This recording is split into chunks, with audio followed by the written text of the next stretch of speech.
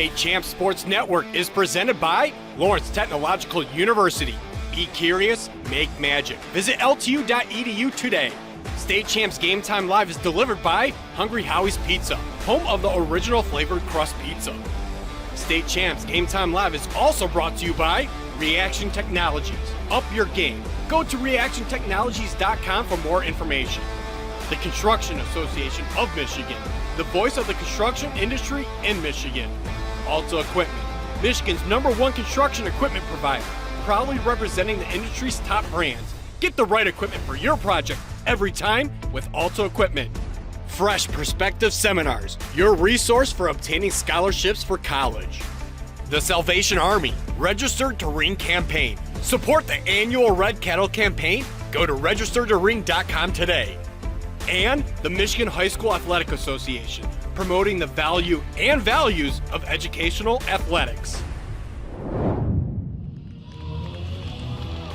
And welcome into Birmingham Groves, where tonight we have exciting MHSAA playoff action for you as the Groves Falcons take on the Warren de La Salle Pilots. Along with my broadcast partner, Grant Perry, my name is Sean Belegian. And Grant, let's start with the home team. They are led by the two-headed monster in the backfield of Lavasco and Sanders, but I know there's a big guy up front that you really like. Yeah, and the Groves has had so much success this year running the football. You got to credit the O-line, but in particular that right tackle, Avery Gash, the Michigan commit. He moves people against their will. He is exactly what you want, is that prototypical right tackle. If you've seen The Blind Side with Michael Orr, he's pushing guys into the parking lot by the end of the whistle. And that just helps Lavasco and Sanders get going. Lavasco's going to be your power. Sanders is going to be your speed. Hey, and not to be overlooked in any way, shape, or form, the Pilots are making, get this, their 5th straight appearance in the regional finals. And Grant, they're looking to make it 5 for 5. Obviously, a great story under Coach Dan Roan. Yeah, absolutely. They've been playing fantastic balls. Ran into 2 bumps this season versus Toledo Catholic Central and Detroit Catholic Central.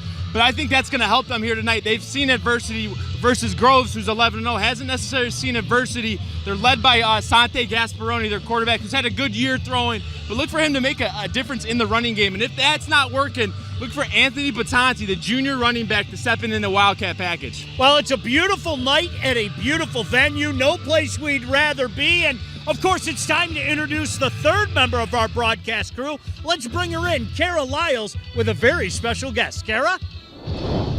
Yeah, thanks, guys. Well, Coach, big win last week over Grosse Pointe South. Just what was preparing this week like for tonight's game?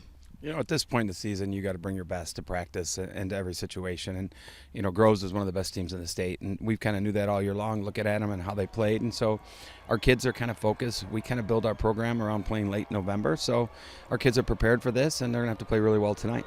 What's your message to your guys as we undergo this game here in a couple minutes? You know, stay composed, play focused, but make sure we know our assignments. And, you know, we know they're going to have plays. They've got great athletes. So if they make a big play or they get ahead of us, like last week we fell behind 7-0, just stay composed. Make sure we get back to the line of scrimmage and we make the next play. And, you know, no matter what the situation or down or distance, we got to be ready to play because this team is really, really good.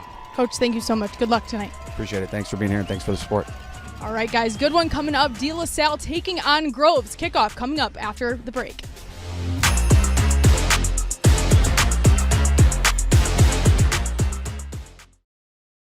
At Hungry Howie's, we're famous for flavor, and this is our Chief Flavor Officer. Every hour of every day, our CFO obsesses over the tastiest ingredients, combining them to create new flavor combinations your taste buds never knew they needed. Until now. Introducing his latest master pizza, the Chicken and Waffles Pizza. Crispy chicken, fluffy waffles, and bacon bits on 100% mozzarella, all topped with a maple syrup drizzle. It's sweet, it's savory, it's gone before you know it. Hungry? Howie's! At Alta Equipment, we know when it comes to getting your job completed on budget and on schedule, uptime matters. Alta Equipment has partnered with the biggest names in construction, including Volvo, Leeboy, Sonnenbogen, Avant, ASV, and more to provide the state of Michigan with industry-leading service and support. Alta Equipment services all makes and models, and their technicians are available 24 hours a day, 7 days a week. Do you have a big project? Alta Rents has you covered with the most diverse rental fleet in Michigan. Give them a call at 844-GO-TO-ALTA today. Looking for a score, a schedule, a story? MHSAA.com has you covered. Our newly redesigned website has everything you need to follow high school sports in Michigan. And it's optimized for mobile use. Fans can submit scores on a Friday night, check playoff pairings and game times, or read about the student athletes from your community. Your first stop is MHSAA.com. Connect with us online and get everything you need all in one place. Your persistence and dedication have brought you this far. But the fire of curiosity within you burns to push beyond your limits. LTU is the place where your passions and curiosities can soar, pushing your mind and body to new magical heights. Lawrence Technological University. Be curious. Make magic.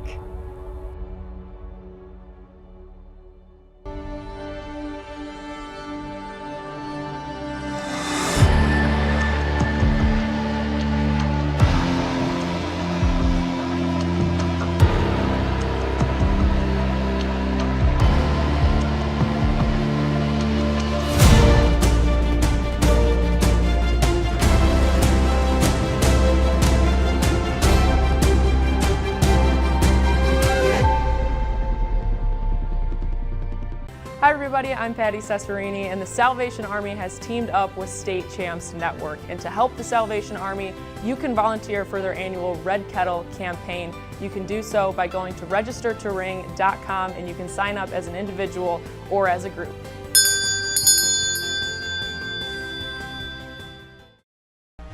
State Champs Game Time Live is delivered by Hungry Howie's, famous for flavor.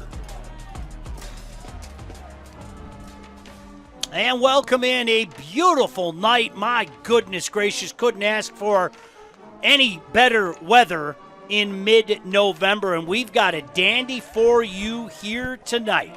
The Warren De La Salle Pilots taking on the Birmingham Groves Falcons. Along with my broadcast partner, former Brother Rice Warrior and Michigan Wolverine Grant Perry, Kara Lyles down on the field, the best crew in the business. My name is Sean Belegian, and Grant, two teams that we've seen already, albeit much earlier in the season. I'm not really surprised both these teams are where they are at here tonight. Yeah, me either. I mean, both these teams have had really good seasons to this point. You know, Groves coming into this game undefeated, 11-0, and then you got De La Salle sitting at 8-2. You know, arguably the top contender here in Division II, looking to to make their wrongs from last season. Lost to Muskegon in that finals. And they're just trying to get back. Had two bumps in the road this season, lost to Toledo Catholic Central and Detroit Catholic Central. So they're tested and they're ready to go. Well, take a look at this region. What a tough region it's been. We saw a dandy in Grosse Pointe South and Roseville here. And this one, let's face it, we're expecting another dandy here tonight. The home team is going to be kicking off. They are in those, look at those beauties. My goodness, the all-black look here. My goodness gracious. And conversely, the Pilots in their all-white jersey. Getting ready to start this one. So glad you're along for it here on the State Champs Network. Here we go. Kickoff goes deep, far side, taken at about the 4-yard line. Coming far side, now making a cut, 25, 30, look out speed, 40, and pushed out of bounds up near the 40-yard line. Good return there by Chauncey Shaw. Yeah, really good job there. And you check out Sante Gasparoni, the uncommitted senior here, 6'3", 203-pound quarterback. Completion percentage, 60%. He's got 13 touchdowns, I think 8 interceptions on the season. There's some throws in there he would want back, but he's leading his team and does a great job also in the run game. Yeah, let's see. Listen, this is a team, we saw them run the ball like it was their job down at Wayne State to start the season that first night. Gasparoni, shotgun formation. Going to hand it off. Start on the ground. Nothing doing. Trying the right side of the line. This time, Grant Perry, they shut that door. Yeah, Aiden Leung right there, number 15, did a great job of filling that hole. And you see right here the starting offensive line, the lineup here for the Pilots. 23, Phoenix Glasnor, a receiver out there to make big plays, along with Damon King. And we talked about Sante Gasparoni. Look for number 3, Mike Lopez, to get the majority of the carries when Anthony Batanti isn't in there. Back to pass on second down, throwing far side of the field, complete up near about the 40-yard line. Nice to see them getting going there. Dalton Drogosh with the reception, setting up what should be a manageable 3rd and 4. Yeah, and then you check out the Groves starting defensive lineup here. You know, you got Dominic Taylor, number 5, a guy to watch out for on that defensive line, a junior, but, man, he's got a motor like no other. And then number 1, Chris Little, and also Teddy Abbott, number 2. He's the interception leader on this defense. 4 receivers set, same route, same completion. This time for a first down up past the 45-yard line. Once again, it's Drogosh, a big first down reception. Yeah, Drogosh getting it started early for this De La Salle offense. And both these teams you're going to see today aren't necessarily the prototypical throw it every down and find your receivers downfield.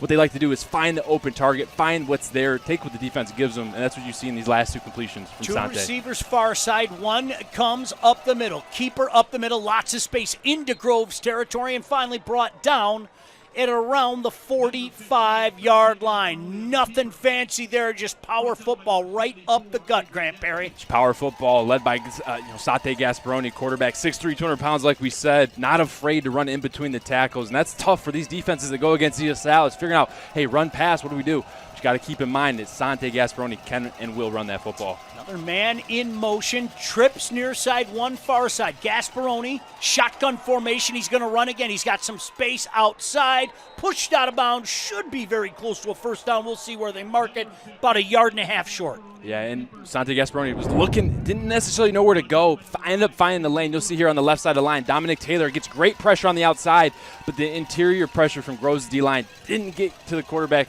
allowing him to find a lane and get right near that yard marker. Good speed there by Jalen Brooks, the corner stepping up and not allowing him to get that first down. 3rd and short. Big one here to start this game. Gasparoni, keeper all the way, runs into the meat of the line. Let's see where they mark him. I think, looking at the far side, they may have marked him a little short. Let's see, Grant. Yeah, I think you're right. I think we'll see where this spot's at. That's going to be close. Oh, is that close? I think they're going to call it a first down. Far side official marked it about a foot short. Yeah. Yeah, they're gonna call for a measurement, I think, here. Just underway, 9:53 to go. Let's take a look at this replay, Grant. Yeah, it's a little quarterback draw here, just straight lead blocking by Mike Lopez, number 3. Gets ran right into the wall there. And from that spot there, looks like the far ref was accurate. Looks like the near stripes maybe moved it up a touch. We'll see what the yard markers tell us. Boy, I tell you what, looking at that replay, Gasparoni made a heck of a 3rd effort to kind of lurch forward. I think he's going to be a little short. Let's see. He is indeed just a little short. So, Coach Perry, here we go. What are you doing here? I'm staying on the field, and we might see Anthony, Batante here check in. He's their, short yardage, big back, Wildcat personnel quarterback. But also, Sante Gasparoni's got some good push up front. Like you said, their 3rd effort on that last run. Wouldn't be surprised if they kept him and ran it as well. But in Groves' territory, on their side of the field, you got to go for it here, especially, just with what the climate is and what kind of game this is. 4th, and we're going to call it 6 inches. Anthony Batante. It is Batante. He was the hero of the game at the PKC. This is a keeper, and it's a first down easily. Batante just put his head down and rammed forward. He needed a foot.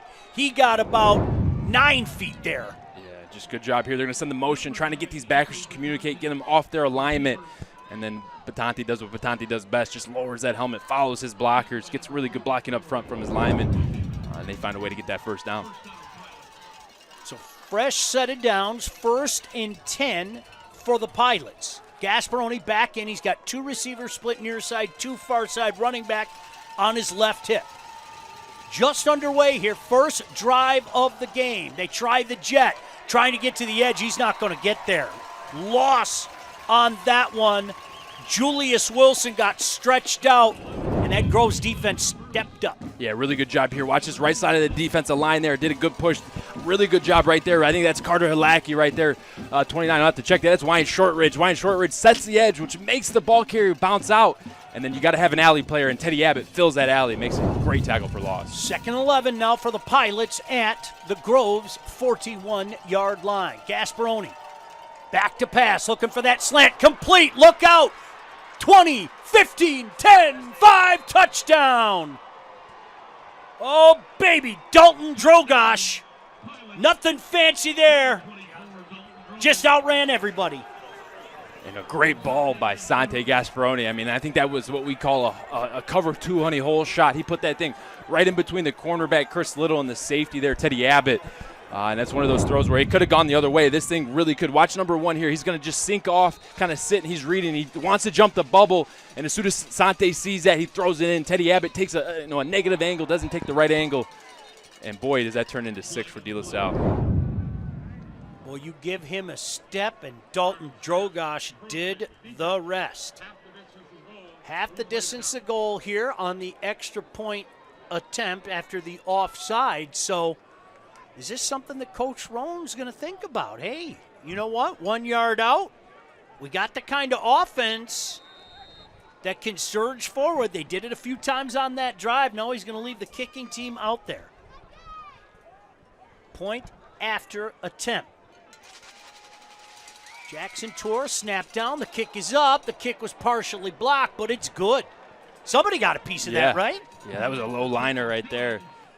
Let's take a look at the replay here. Yeah, here's the touchdown. Here's Sante Gasparoni just dropped back, sees that Chris Little steps up and puts the ball right in front of that safety. If Teddy Abbott was a second late on that, he might be able to get a hand on that ball just a tad early, and then Dalton Drogosh just finishes it in the end zone.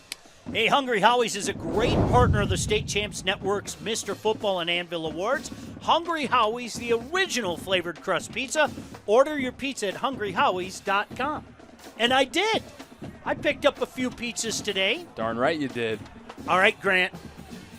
We were talking on air last week about the new chicken and waffle, and I've been talking to you all year about the Cajun crust. You're a believer. I'm a believer. I'm a believer. I know it's too late to buy stock. I know that stock price has already risen, but boy, I wish I bought it earlier, Sean. You were right on that one. Yeah, really, really appreciate our friends at Hungry Howie's. Not only the support that they have for us, but certainly supporting high school sports across the board. Really appreciate it.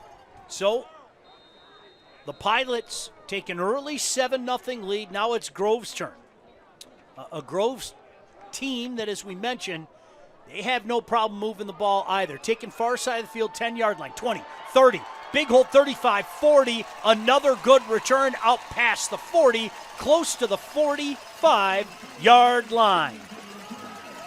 Noah Sanders just helping out that third aspect of the game, special teams, right? And you get two teams today in De La Salle that likes to run the ball. We know that. And we know Groves, led by Avery Gash, as you see, the 6'5", 290-pound senior committed to Michigan, the Anvil watch list candidate.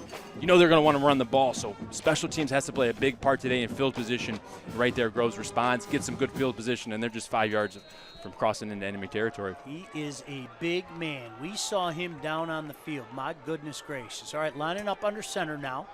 Offset eye, two receivers split near side. 1st and 10 at their own 45-yard line. Starting it on the ground, some space up the middle. Good second effort to get that up close to the 50-yard line. Give them 4.5, setting up a 2nd and 5.5.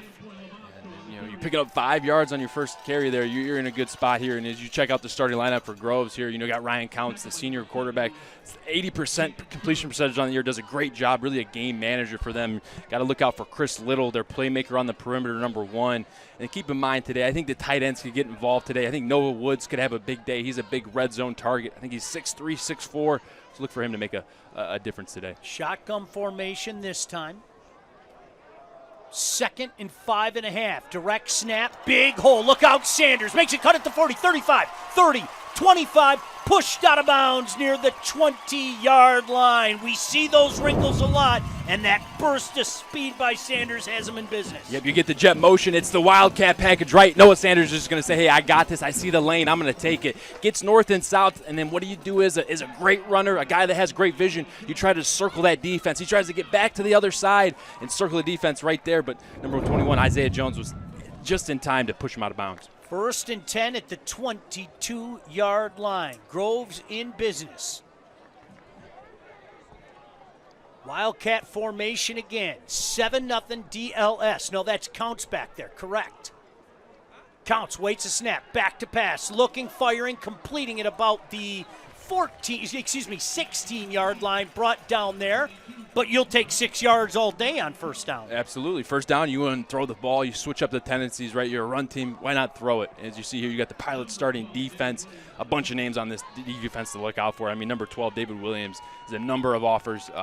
Only a junior as well, 6 feet, 175 pounds. That's number 12. And then you got to talk about Anthony Benetti there in the middle, holding things down. And then another name to watch out for today, a good matchup, is Dwayne Williams going against Avery Gash. Two big-time linemen going at it head-to-head. Counts in the shotgun formation. 2 receivers near side. 2nd and 6. Fake the jet. Counts under pressure. Runs. Fires. Incomplete. Felt that backside pressure and released it. I thought I saw a flag fly. Grant Perry, what'd you see out there? Yeah, I think so. I think it's an area of holding here. Oh, it looks like it's going to be a false start. Okay.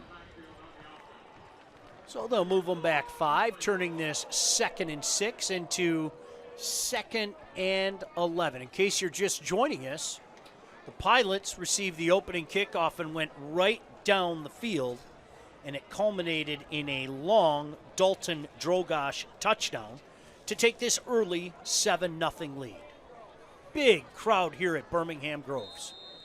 Of course, the Pilots well represented on the far side of the field. The Groves sideline of things, Grant Perry, really packed. Oh, yeah.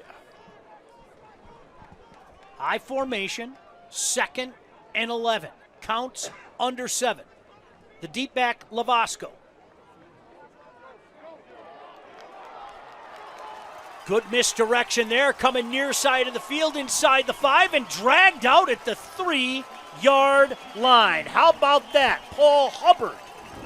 What a good job here. What do? You condense the formation. You get the whole defense in tight, and then you just get your speed on the perimeter right there. Paul Hubbard, the senior there, the 5'11", 185-pound scat back, getting those hard yards. And you can see Isaiah Jones with a tough tackle there. But great job on that penalty. You don't allow that to affect your drive. You keep going. You pick out a play you like. You get to the edge.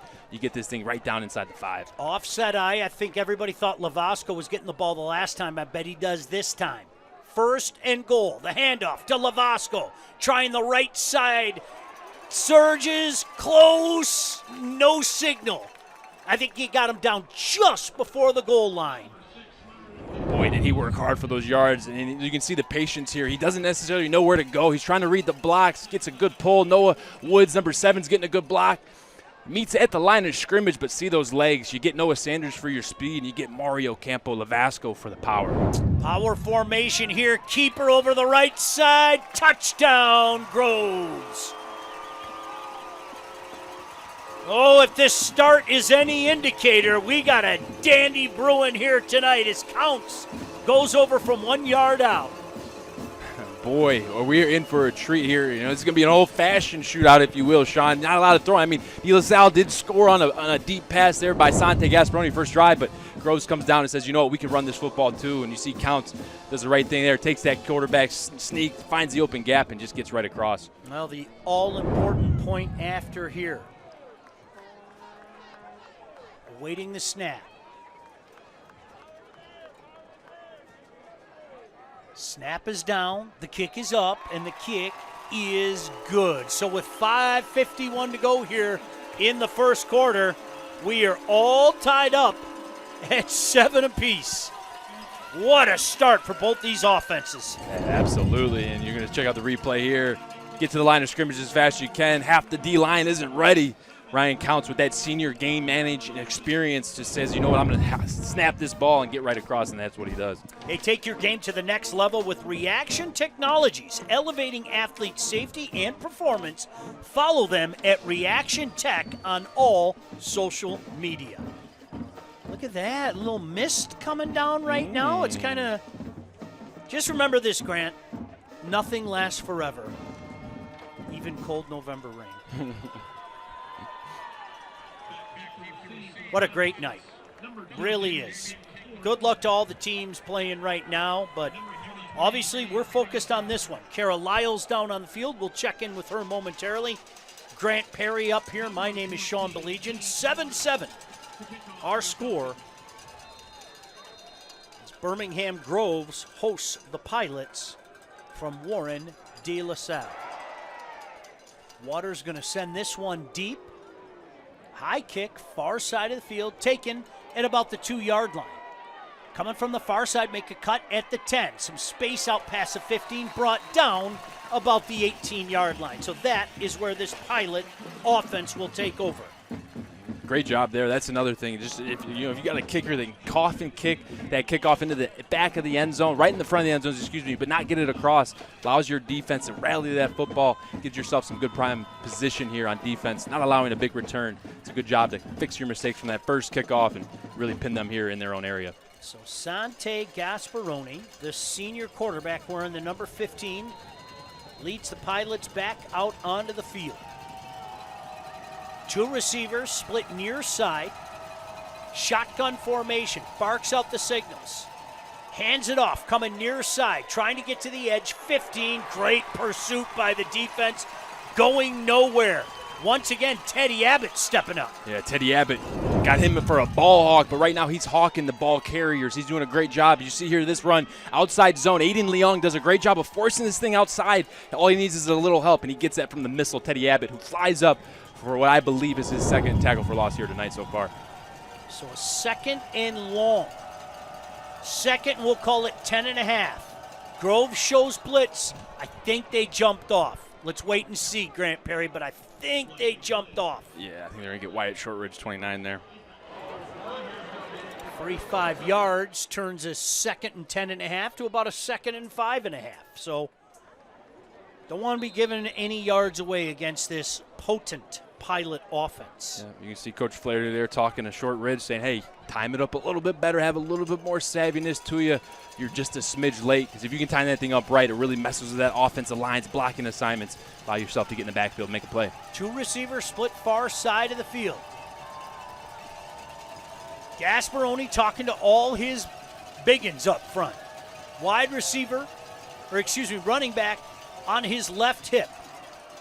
They hand it off, starts one way, now going the other way. Looks to get to the edge. He does, out past the 25, and should be good enough for a first down. Good vision there that time. Yeah, really good vision by Mike Lopez. That was a 12 personnel, 2 tight end set. 2 tight ends were to the boundary formation of that side of the play. They looked like they were going to run right to the boundary.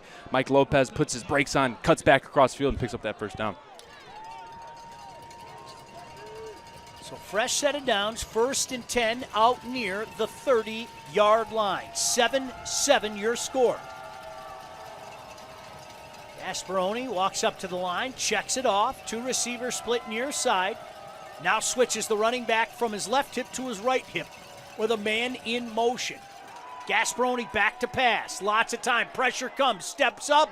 Fires. Bounces up. Oh, nearly picked off, Grant. One of those tip drills in and out of the hands of the intended receiver, Damian King, the 4th, and nearly picked off. Yeah, nearly picked off. Gasparoni gets away with one right there. That play was designed to get Zach Wagner in the flat, but Groves is running a zone coverage there. Aiden Leong sees Zach Wagner, number 80, coming in the flat. He just says, I'm going to sit here and take him. Then Gasparoni moves on to his 2nd, 3rd read, but a little too late, throws the ball behind him. Chris Little gets his hand in on that play, almost comes away with a pick. Well, now we got trip receivers split near side, 1 on the far side. Gasparoni shotgun formation, 4-man front for Groves. They rush 3 and back off. Throw outside, incomplete. A little miscommunication. Receiver went out, pass went in.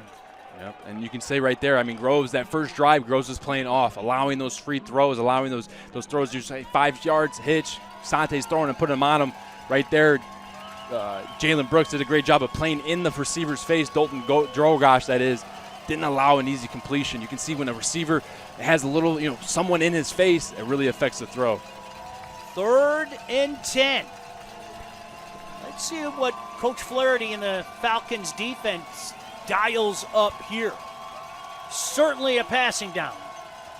Gasparoni, shotgun formation, looking near side, rolling near side, firing, completing a big first down out past the 45-yard line for the Pilots. And good job there by Phoenix Glasner. Him and Damian King, they're running a switch release down here at the bottom of the field. You'll see it late, but Phoenix Glasner inside releases, gets the cornerback Chris Little to step inside, and he gets a little bit of a natural pick from Damian King's defender, allowing the leverage and the good throw there by Sante Gasparoni. Not an easy throw to make for a lefty as well. Absolutely.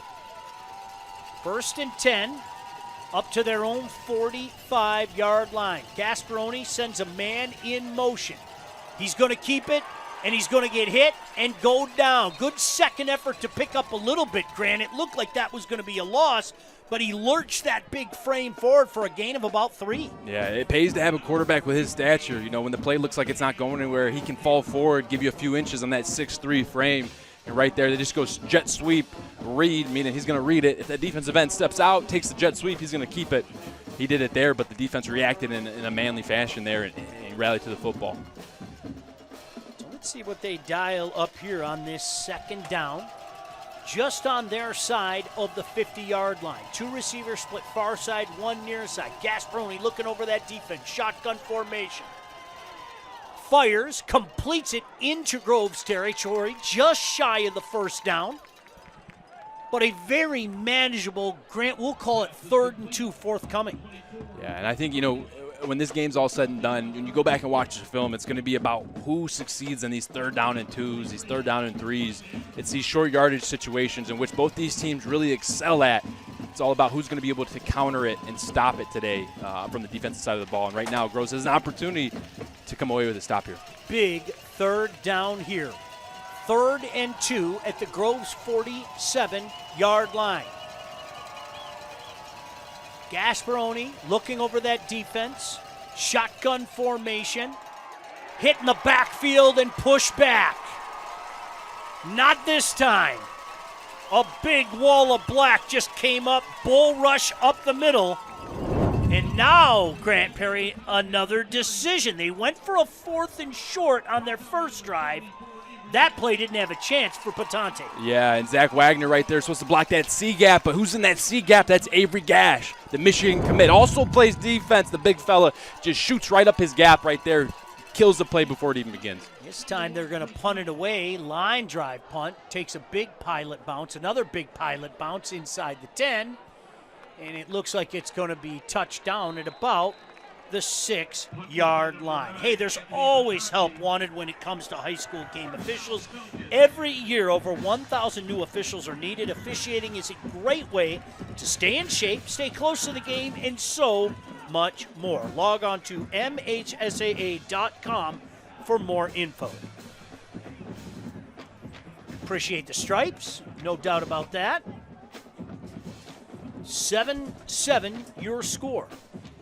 Groves takes over on their own 6-yard line. So glad you could join us wherever you may be. Thanks for inviting us into your phones, your tablets, your computer, whatever the case may be. Grant, we are very lucky to bring these games to people. Absolutely. It's been a pleasure. Heck of a fun time. Lavasco and Sanders both in the backfield. That wildcat look. Sanders sends a man in motion. Oh, bad snap. Sanders does a good job corralling it in, and then look at that, making something out of nothing. What could have been a disaster, he ends up picking about 7. Yep. Hey, that's just the ability to improvise. That's the athletic ability right there. You see the hand-eye coordination. A guy's coming in, coming right to tackle him. He just gets around it, corrals that football, gets to the edge, and makes this a very manageable 2nd down. 2nd and 3 now. Boy, that was awful close to being a safety too, right? Was. We saw a safety last week in Grand Blanc, and shades of that. Boy, the Bobcats look good, didn't they? Mm-hmm. Counts back in there. Lavasco on his right hip. Man in motion far side to near on this 2nd and 3. Counts awaits the snap. Back to pass. Tries to set up that receiver screen. Read nicely, but breaking out of a tackle. Good second effort pushing his way up to about the 15-yard line. And again, Grant, what could have been a loss of 2 or 3 ends up a gain of 2 or 3. Yeah, right now everything's going in the favor of Groves. Just, these bad plays aren't turning worse, and they're correcting the things that aren't going well. And right there, Chris Little does a good job of adjusting to the football, getting out of that arm tackle, and then just making this thing, gain some yards. Didn't get a first down, but sitting here at a 3rd down and 1. Yeah, we're going to call it a long one, though, because they have to get just outside the 16-yard line, and they're just shy of the 15. Long one, counts under center. Sends a man in motion. Oh, look at that. A bad snap, and Counts nearly fell to the ground but lurched himself forward. He got out past the 15, but Grant, much like we were just saying, I don't think he got there. Yeah, that was a long one, and it did not look like he got on the longer side of that one. We'll check it out here. You know, rusty snap here. He drops the ball. Both the guys are going for it. Counts does the right thing. He just tries to get on it and then try to make bad play better right there. But unfortunately, like you said, that was a long one. They definitely didn't get that. Yeah, I think they're going to measure to be sure. But just by the naked eye up here, they need to get just past the 16-yard line. And I don't think they got there. Let's wait and see. I think the kid cam will give us a very clear look of how close it is. As they stretch that chain out. Oh, my goodness. Look how close that is. What, about 6 inches? Yeah. Talk about a game of inches. Look, the offense is saying, go for it, go for it, go for it. I'm not sure that's something Coach Flaherty wants to do on your own 15 and a half. But we are in Lions country. Isn't that the truth, right? My goodness, he's sending the offense out there. Now let's see if he's trying to get him to draw off. Here we go. They're going for it. Sneaking for it is Counts, and that's going to be enough for a Falcon first down. And that's team football right there. That's, hey, guys, everyone get to the line of scrimmage. Look at the urgency. Everyone's hands in the dirt. Center's got 2 hands on the ball. Counts already under the center before everyone's down. And then what does he do? Just snaps it. Counts finds another way to get a yard. That's his second quarterback sneak, second successful one on the day, and Groves keeps moving the football. And boy, what a risky call. Ooh, Coach Flaherty, my goodness. Gutsy, gutsy, gutsy.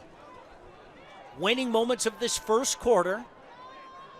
A 4th and 1 from your own 15, and they convert. Counts in the shotgun, 2 receivers, far side. No, that's Sanders again in that Wildcat. Sanders rolling out. Sanders in trouble. Sanders going to be brought down well inside the 5-yard line. He was looking to throw that, Grant, but hold everything. Flag on the middle of the field. Got a flag down in that secondary area. Might be going against Salle, but it's just a might. Well, you could see Groves kind of celebrating.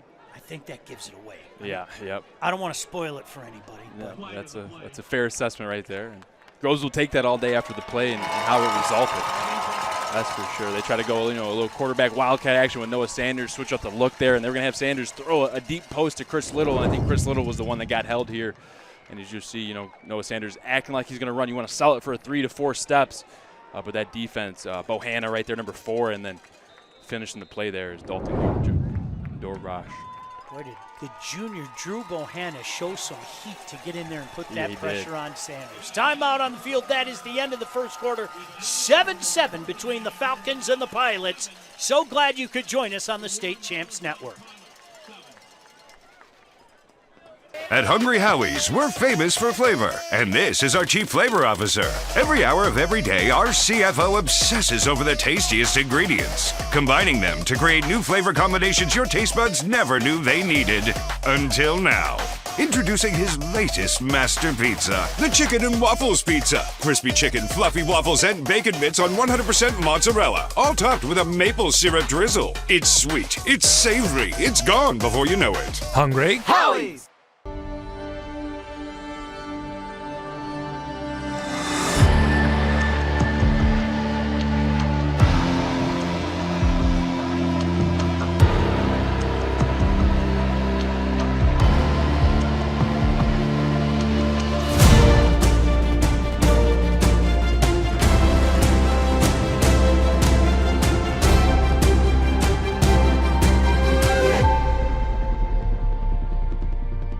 Unlock peak performance with Reaction Technologies, the ultimate training tool for athletes. Our patented product enhances performance by building muscle memory and reinforcing proper technique. With real-time feedback from coaches, players can quickly adjust and perfect their skills. Designed for athletes at all levels, Heads Up Trainer integrates seamlessly with existing training tools. Elevate your skills and performance with Reaction Technologies, where precision meets performance. Coming soon. Welcome back here to Groves as we begin the second quarter. Well, it's never too late in a season to start a new tradition, and that's exactly what they're doing here at Groves. And it starts with the playing of a popular 90s hit song, Warm It Up by Chris Cross. Now, there's 4 very important lyrics in that song, Warm It Up, Chris. And when Chris Little gets, well, warmed up, that's the song that they play. Chris Little has been one of the most lockdown DBs that this team has seen in quite some time, but as of late, he's seen more snaps at the receiver position. And Coach said whether he's on offense or defense, when that ball's up in the air, I'm putting my money on Chris to make the catch. Safe to say that that song, Warm It Up, is becoming a fan favorite here, guys. Great stuff. Trying to switch it up here. Lining up offset eye, giving it to Sanders. Boy, it looked like he was about a step away, didn't it, Grant? Yeah, it did. Legitimately a step away from breaking that for a long, long run. Yeah, it looked like that edge was going to be sealed. Looked like he was going to be able to get around and capture it. And guess who? The captain, Dalton Drogosh, there with the shoestring tackle to bring down Sanders. And, boy, his Drogosh it's really stepped up here today so far. 2nd and 8 for the Falcons. 2 receivers split near side. Switching it up, I formation, counts under center now. Now offset I. Faking the handoff, counts back to pass, blown up. Didn't fake the above aforementioned Dalton Drogosh, who is having himself a night, Grant. Yeah, he is, and you got to read your keys here. Right here, you see the lineman pull, but you see everyone's getting depth on the O-line, and Dalton just shoots for the quarterback, booting out to the backside. And boy, sometimes when you guess right, you're right on the money, and right there, Dalton Drogosh there was on time. He got the sack. That's a loss all the way back to the 20-yard line. So now the Falcons looking at a 3rd and 17. I like what you said there. Sometimes when you guess right. And boy, he guessed right there. Huge loss, 9-yard loss. Trip receivers near side, 1 far side. Whistles blow. I think a timeout was called. It was indeed by Groves. Timeout on the field on this 3rd and 17. Hey, I love doing these flashbacks. When De La Salle won the Division II state title in 2022, it was led by the dual-threat quarterback, Brady Drogosh. He would win the state champs Mr. Football Award, delivered by Hungry Howie's, edging out the defending champion, Dante Moore from Detroit King. Drogosh now playing linebacker at the University of Cincinnati. Pretty cool. Always a cool moment there, huh? Your teammate won one of those, right? Yeah. My quarterback there, my senior year, Alex Malzone. We got to see the whole presentation. It was pretty cool. We had the whole school in the auditorium. It was really well done by state champs. You caught a few touchdowns from him. I assisted a little bit, helped where I could. That's for sure. And unfortunately, our senior year, De La Salle was the one to knock us out. So, been here, seen it, and definitely have lived it. 3 state champions for the guy to my left, however. Not too shabby. Hey, I'll take it. Not 3 out of 4, shabby. I'll take it.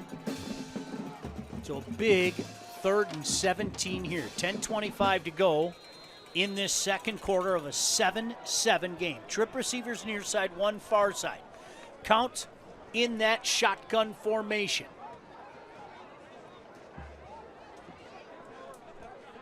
Barking out the signals. Now back to pass. Stepping up in the pocket. Now he's going to take off and run. 20, 25, 30, makes a cut. Hit. Brought down just shy of the first down. Boy, it looked for a second the way the field opened up. He might make a chance, but there's that Pilot team speed. Yeah, they rallied to the football, and right here, Ryan Counts does a great job of stepping up in the pocket and not out. And you can see here, he just sees the lane, and he gets around Anthony Batanti, and then he's got one guy to beat for that first down. And a really good tackle there by David Williams, the free safety. Boy, Williams got that shoulder down, made sure he connected to that thigh pad. So Groves, after the gutsy call on 4th and a foot, from their own 15-yard line, can't convert. Flags are flying. They're going to move them back 5 here, Grant. Man ran in, man tried to run out. They're going to throw that every time. Absolutely. So this should be good field position for the Pilots. Should being the key and operative word, of course. And if you're Groves, you got to get down. You got to cover Phoenix Glasnow, number 23, is a dangerous returner. Stands on his own 33-yard line. Waiting the snap on this punt. Good snap. Punt away. Glasnow calls for a fair catch and makes it up at the 38-yard line, and that is where this Pilot offense will take over. Hey, State Champs Sports Network is giving you the power to showcase your passion. You can now submit your own videos and be a part of our coverage. We want to feature your perspective on our network. Learn more at statechampsnetwork.com/fanvision. There's some fan vision right there. That's pretty cool. Beautiful night here. Nice to see so much of the community representing here. And, of course, a lot of the students as well. He's Grant Perry. Kara Lyles down on the field. I'm Sean Beligian. Sante Gasparoni brings this Pilot offense back on the field with 2 receivers split to the near side, 1 on the far side. 1st and 10 from their own 39. Gasparoni rolling near side, looking near side, under pressure, wisely throws it away. Really good pressure from the backside there. Dominic Taylor, number 5. He's got 1 speed, and that's the note I got. He goes full speed every time. And right here, Aiden Leung does a great job. He just floats right to the area in which Gasparoni wants to throw. But Gasparoni can feel that pressure, knows that Dominic Taylor's on his behind right there, and has to just get rid of it. Boy, isn't it amazing? Both these defenses really stepped up after both these offenses went right down the field, Grant. Yeah. Now it's the defenses taking over. 2nd and 10 for the Pilots on their own 39-yard line. 2 receivers split each side. Gasparoni shotgun formation. Looks to the left, looks to the right, sends a man in motion is Drogosh. I think we're going to get a timeout here. I think the Pilots are taking this one. Haven't seen the official move yet. There it is. Pilots going to take first down and talk about this. Hey, Lawrence Technological University has your vision of competing in scholarship-level college athletics can also be your reality. LTU offers varsity sports for men and women while studying for a world-class undergraduate degree. Scholarships are available at lturecruityourself.com. There's some of the fans having fun on a Friday night. Grant, you never got a chance to do that. No, never did. Never did, but always appreciated when you look up and see the student section going crazy. That was a fun time for sure. I think for the rest of us, certainly some great memories of hanging out at your alma mater's football field on a Friday night, no matter where you went to school. Gasparoni back out there. He's got number 10, Michael Walker, on his left hip. 4 receiver set on this 2nd and 10. Looking over the defense to the right, to the left, movement up front. I think this one's going to go against the big man, offsides. Did you see him toss him? Yeah, he's kind of strong. He is. You know, if you're going to get 5, you might as well make some contact and really earn that 5 yards the other way, and he did. That's for sure. So a 2nd and 5 now. The big man, of course, Avery Gash, taking his talents to the University of Michigan. 2nd and 5, 44-yard line. Trip receivers far side, 1 near side. Single back on Gasparoni's right hip. Gasparoni looking, firing, slant complete, close to the sticks, but just shy, setting up a 3rd and short. Once again, that's the dangerous Phoenix Glasnow. Yeah, and they're going to go quick here. Hurry up tempo. They subbed out Gasparoni. They subbed in Anthony Batanti. Expect the Wildcat package here. Expect Batanti to handle this football. Batanti walks up to the line, now lining up in the shotgun. Sends a man in motion. That's Glasnow. Fakes the jet. Batante, 1st down and more into Groves territory and finally down at the 46. That's a dangerous young man. Right here, you get Phoenix Glasnow just leading the way, getting the window dressing out of the way, and then you got big old junior running back Anthony Batanti, guy that not a lot of people want to tackle, especially when it comes late November. It's getting real cold out here. He does the hard work right there, picks up a 1st down. Boy, he was a star at that game that we did way back in August. I think the temperature was about 50 degrees higher that day, if I recall. No joke either. 2 receivers split near side, 1 far side. Gasparoni back in. Fakes the handoff, under pressure, rolling, firing. Nearly a one-handed interception. Boy, he was looking to throw that away, but I'm going to tell you something, folks.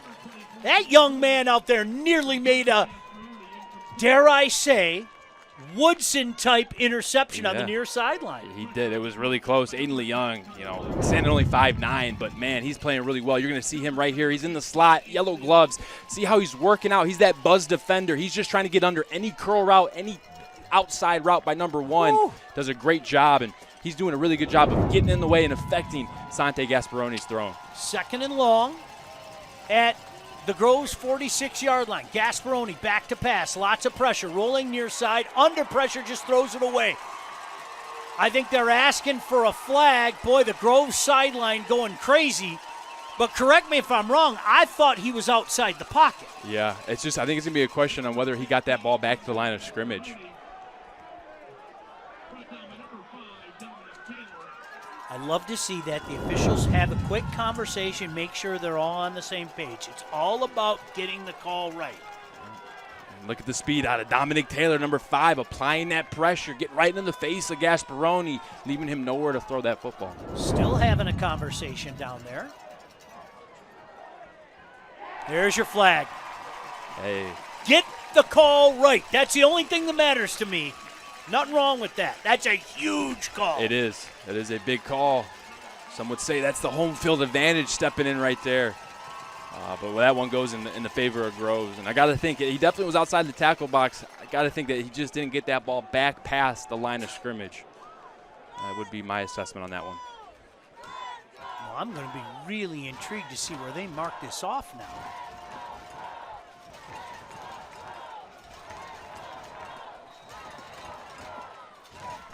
Still having a conversation down on the field.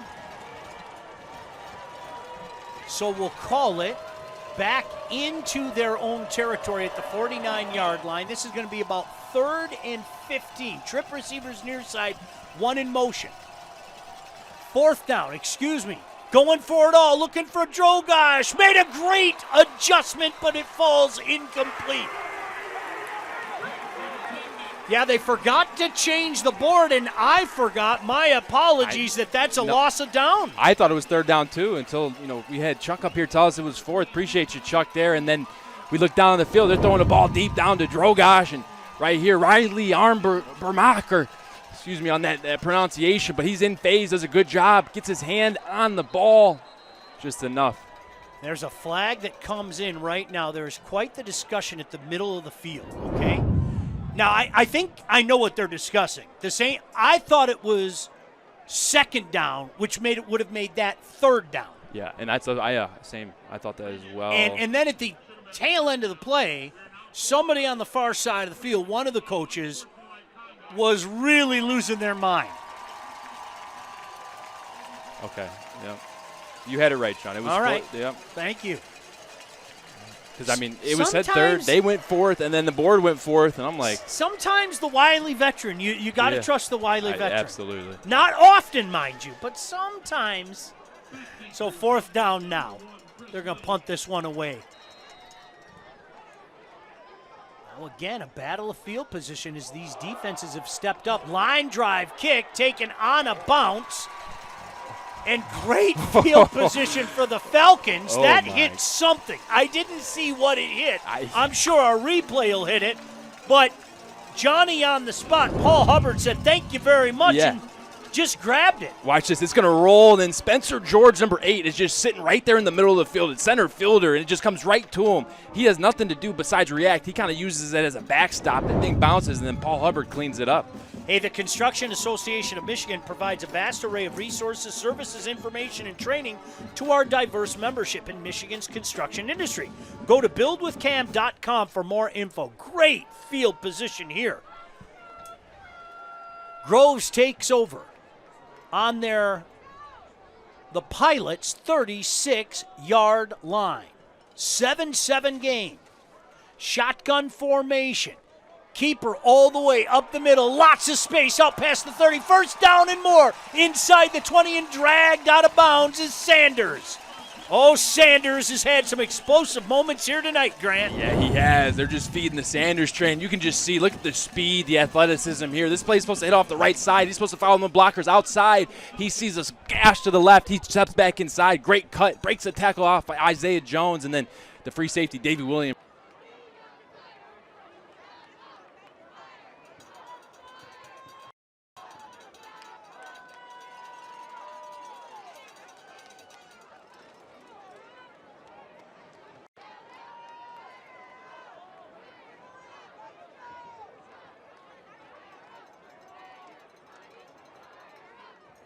Keeper again, direct snap to Sanders. Sanders inside the 15, inside the 10, and finally brought down very close to a first down. I think we're going to get a hold here on the left side of the line, or right side, excuse me. Yeah, I think this one's coming back, pal. Good vision. Having that conversation, yeah, right about the 22-yard line. But let me tell you something, folks. Sanders is having himself a night. This is multiple times now, Grant, where he was a step away from taking it the distance. Yeah, he is. I mean, he's just one tackle, one good block downfield, and that's why you preach to your receivers and your tight ends, hey, don't give up until that play is officially over. Block through the echo of the whistle. You never know where that ball carrier's at. He could squirt out, and right now you're telling those guys keep blocking because Noah's going to burst one here eventually. So a 1st and 20 back at the 27-yard line. I think we're going to get a timeout. Groves are going to take this one, I think. I'm waiting for the official. No, it's going to be the Pilots taking this one. 6:56 to go here in this second quarter, a 7-7 game. Groves threatening at the Pilot 27-yard line. By the way, the last time that Warren De La Salle and Birmingham Groves played was the 2022 Division II semifinal out at Troy Athens. It was a chilly day. Sometimes you can just look at it and that looks like a chilly day. It was a chilly day, but it didn't affect De La Salle as they cruised to a 43-15 victory, and they would go on to win the state title that year. Tonight, other than, I think the mist stopped. Maybe we can ask Kara if the mist stopped. It was misting a little bit earlier. We were down on the field. Not too bad. You'll take 48 degrees this time of year. Absolutely. Especially if you're one of these young bucks, in the playoffs, deep, trying to make a run. Yeah. Kara, has the mist stopped down there? Yeah, guys, the mist has stopped, but I think, honestly, it feels like it dropped like 10 degrees. Oh. So it's a little chilly, but no mist. So I'll take it. All right, if you need an extra coat, we have one for you, okay? I might come up there at halftime. Okay, we got you. Counts back in, shotgun formation. Lavasco on his right hip. Looking over the defense, waiting for that snap. 1st and 20. Sets up a screen, completes, 25-20, makes a cut at the 15, inside the 10, into the end zone. Touchdown, Birmingham Groves. How about Noah Woods?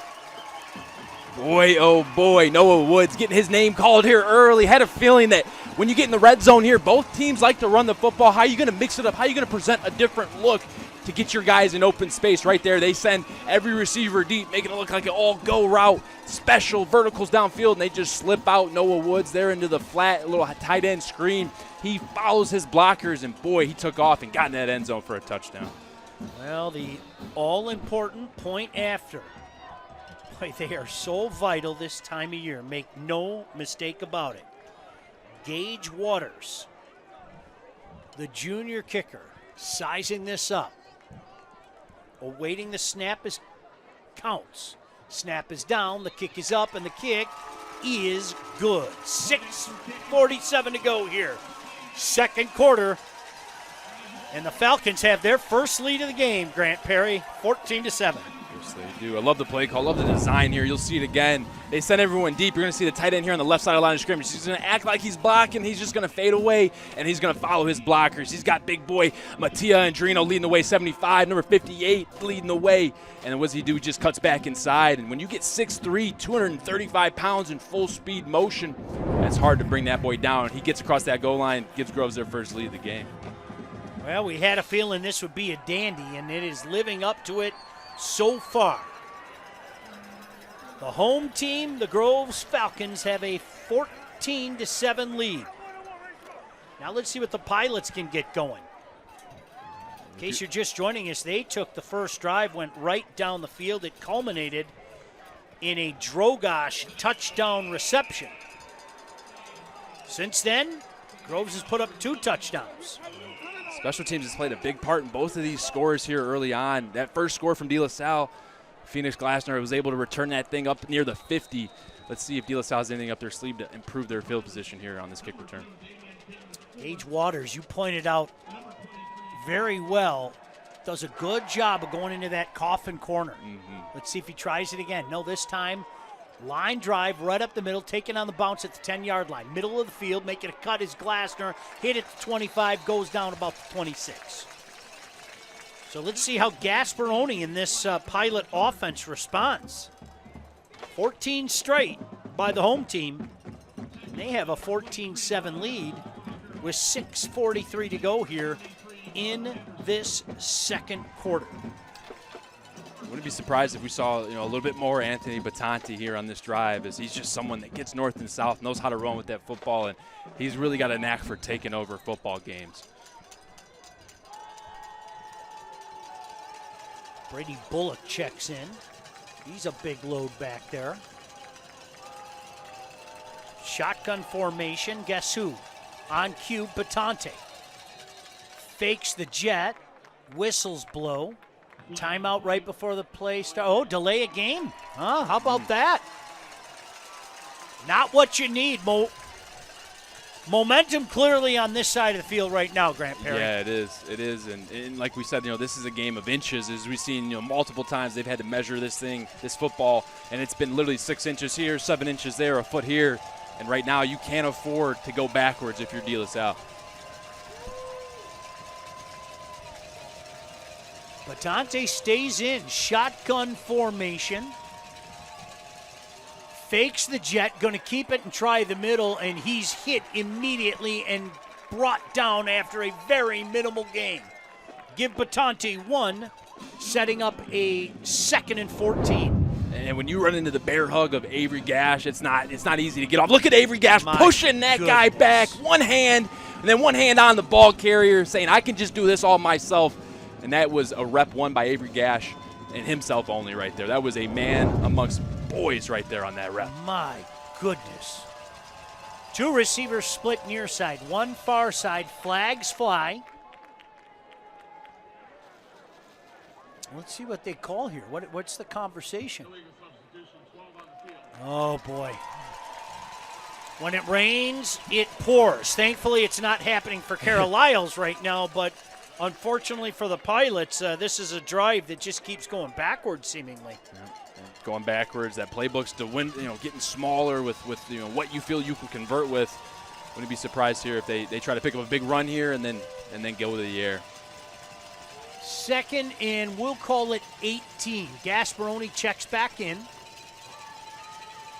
Batante in as well with 2 receivers split to the near side, 1 to the far side. Gasparoni shotgun formation. Batante on his right hip, back to pass. Looking, firing over the middle, sails it over the head of the intended receiver, Phoenix Glasner. And this is a 3rd and long now. 3rd and long. And you got to be careful here right there. Gasparoni tries to find his receiver. It's the right area of the field to throw to. Too high safety look. You want to try to split those safeties with the receiver. They tried to do that with Phoenix Glasner, but that Mike linebacker carried with it. Carter Hadlaki did a great job of staying underneath, forcing that high throw, making this a 3rd down and 18. Gasparoni talking to his lineman there. You can see the young man wearing the number 15, the senior, with 2 receivers split each side. Shotgun formation. Grove shows blitz. They back off. Play clock running down. Gasparoni looks to the far sideline, awaits the call. Let's see what Groves does here. They showed blitz. Then they backed off. Big 3rd down. They rush 5. The pressure on Gasparoni. Down he goes. Dominic Taylor inside the 5-yard line. Boy, oh boy, Dominic Taylor, he showed up a lot here today. He finally gets Gasparoni on the ground. You can just see the speed right there. Dominic Taylor wins on the outside, gets around number 71. That's Jacob Hoffman, the captain left tackle. With a huge sack, Dominic Taylor steps up for this defense. I got some scores. Oh, you share, please. Notre Dame Prep up 21-7. Adams on top of Grand Blanc, 14-7.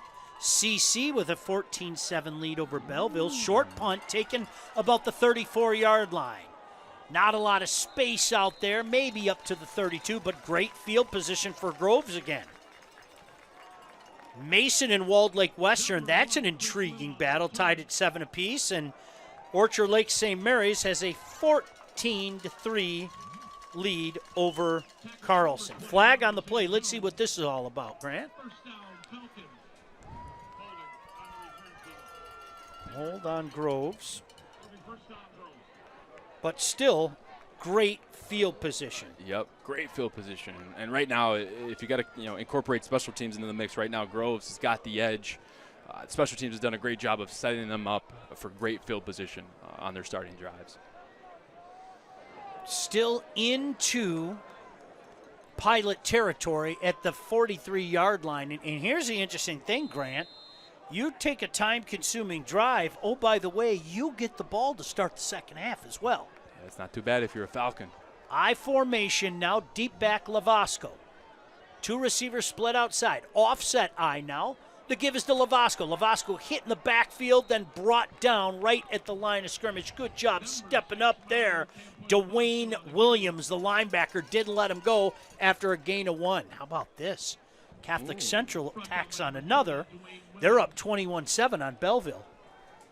And right there, Dwayne Williams did a great job of fighting through that block, getting across, and he had a big game last week versus Grosse Pointe South. Brought in 9 tackles, 2 sacks, and 6.5 tackles for loss. So he's looking to get a few more of those as this game goes on. Offset I, Sanders, the deep back. Flags fly. I think movement up front. Let's see. You're going to be right. Oh, it's Groves making some mistakes.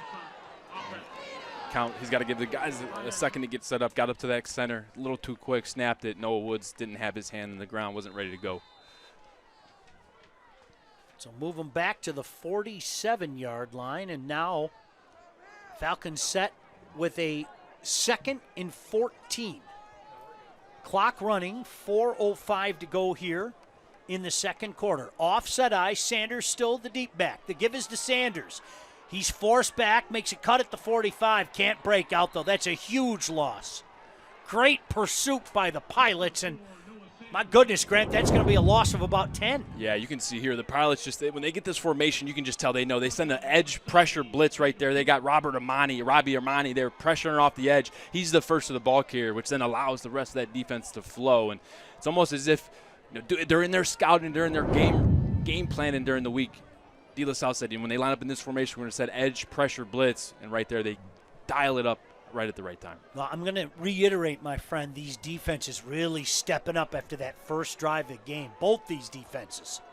So it's the Pilots' turn. 3rd and a country mile. 3rd and 22.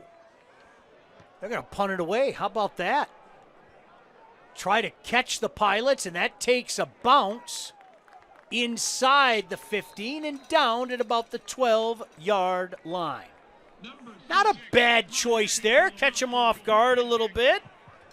Hey, the Salvation Army has teamed up with the State Champs Sports Network. Help support the Salvation Army by volunteering for the annual Red Kettle campaign. Go to register to ring.com to sign up as an individual or a group. Now, I'm going to say the same thing I did the last time. Now the opportunity, the onus, is on the Pilot offense. They got plenty of time, Grant. Plenty of time. I believe they have 1 timeout left. 2 timeouts. Yep. It's Groves with 1 timeout. So let's see what the Pilots can do here. Latante in at quarterback. Latante in the shotgun formation. Man in motion. Fake the jet. He tries the right side of the line. A little space out there. Past the 15. Maybe to the 16-yard line. just not a lot of work out there. No, and I mean, you got Avery Gash, and then you also on the other side of the ball, you got Mattia Andrino right there, the senior, 6'4", 280-pound, gets in on the play, number 72, right there with a great tackle on a ball carrier that's not easy to tackle. How about you got on one side 6'5", 295, and on the other side you got 6'4", 280. It's a good problem to have if you're Groves, that's for sure. Gasparoni back in, shotgun formation, man in motion. They give it on the jet. Boy, good cut there. First down past the 25-yard line. I think the ball came loose after he hit the ground. And that's what the official said right away. Mike Lopez, nice carry here on the jet. Yeah, you get the jet motion. What do you want to do? You're trying to stretch that defense laterally. They do that. Mike Lopez gets up north and south, and that's what you want to do on those lateral type movement plays. You want to find an angle, get north and south. Mike Lopez does that. Clock running, 2:05 to go here, but a fresh set of downs for Gasparoni and this Pilot offense with two receivers split outside, faking the handoff, trying to set up that screen, juggled in and out of the hands of the receiver. Are they saying Groves picked it off? They are. Wow. I think it's Leung. I think it's 15. The almost interception one-handed. He comes back says, you know what, I missed on that first opportunity. Let's check it out here. They're going to try to run the receiver screen over here to the field. Gasparoni tries to put a ball in there hot. I think it's to Damon King, number 2. No, that to Phoenix Glasner. And Wyatt Shortridge in on the play, makes the ball happen to slip off his chest. And then Aiden Leung. Wow, he did pick it off. I didn't think that he picked that off, but he knew right away. And the cameras don't lie. No, they don't. And great field position now. Well, you think that young man's fired up? Way to go. How about the decision to punt on third down? That paid off. That was, a lot of people in the stands are probably like, what are we doing? We have an opportunity. Coach Flaherty saw the bigger picture there. Sanders in that Wildcat with two receivers split near side. He tried to throw earlier. This time he's going to carry it. Finds a little space up the middle, out past the 25, maybe up to the 24. Grant, that's one of those, the defense has to be suspect because earlier in the first half, in case you missed it, Sanders clearly was trying to throw out of that Wildcat formation. Yeah, you throw in those little tendency breakers to one, kind of throw off the defense early on, saying, you know what, we've shown that we're going to run. We're showing that we're going to take the quarterback and Noah Sanders and run him when he's got the football. But let's show a throw that messes with the defensive coordinator, has to have him adjust. But right now they've been doing a good job of containing Sanders out of that Wildcat. 2nd and 7, counts back in. Offset eye, the deep back, Lavasco. The give is to Lavasco. A little stutter step. He finds some space out past the 20. Brought down just short of the first down. But all those quick feet for Lavasco bought himself some room. Yeah, it did. And you see Noah Sanders. He's going to hit that whole 100 miles per hour, looking to explode. And then Lavasco, he brings that power, but he also brings that patience. He's able to tap his feet there, work for some hard yards. Hey, coming up at halftime, we head to the State Champs studio for the Mr. Football and Anvil Award update, delivered by Hungry Howie's. That and more here on State Champs Game Time Live. Offset eye, counts under center on this 3rd and short. Flags fly, the handoff to Sanders. He's got the edge, he's inside the 10. Tackled from behind by Drogosh about the 5-yard line. Another flag flies in. So there's one sitting back at the 34 and one sitting down around the 10-yard line. Let's see what it's all about, Grant. I'm not even going to ask you to guess. When you see 2 flags fly, I'll just remind you that even right now, with Groves receiving the second half kick, 3 points would be huge here. Absolutely. You're in a win-win position right now, depending on where this field position is going to put you after the penalty. Multiple penalties. Okay. Offsetting penalties. And an illegal shift. Okay. So 3 on that particular play. They move them back to about the 22-yard line with 24 seconds remaining here in this second quarter. Boy, you'd like to give yourself even a few more yards to give your kicker a chance on a cold night. Absolutely. To bang home a field goal before the half. Let's see what Counts does here on this 3rd and 6. 2 receivers outside, 1 inside. Counts under pressure, stops, pops. Oh, dangerous pass and nearly picked off. Robbie Armani nearly brought that in one-handed. So now you're looking with 5 seconds to go here at about a 39-yard field goal. And right here, you're just seeing Ryan Counts here trying to make a play, but sometimes you don't want to make too much of a play right there. He tries to force a ball in. Robbie Romani's sitting there. Luckily, that thing was high, and he couldn't get 2 hands on it, or else that thing would be going the other way. So once again, Gage Waters, the 6', 180-pound junior out on the field. He's hit 2 extra points. I think Coach Roan is going to freeze him. Well, I've often heard kickers say when it's really cold, football's a little bit harder. And with the temperature dropping, as our own Kara Lyle said down on the field, and by the way, we'll check in with Kara momentarily for a conversation at halftime. You have to wonder how hard that football is right now, Grant. Yeah, got to imagine. It's the colder it gets, that ball gets a little harder. Especially, catching it, too, for these receivers. Running backs holding the ball. Weather definitely affects the play style. Is it safe to say this is the kind of weather for a wide receiver like yourself? You might jam a finger or two? Oh, yeah. Yep, this is jam a finger weather. You take off your gloves at the end of the game. You got a couple purple nails. They're the old usual, but, as long as you come home away with a win, those are just battle scars that you appreciate. How about this? They're sending the offense back out there. Look at this. They're sending the offense back out there. After the timeout, they're sending the offense back out there. Burn it, or do they have any more? Yeah. All right, whistle's blowing. That's going to be their last timeout, I believe.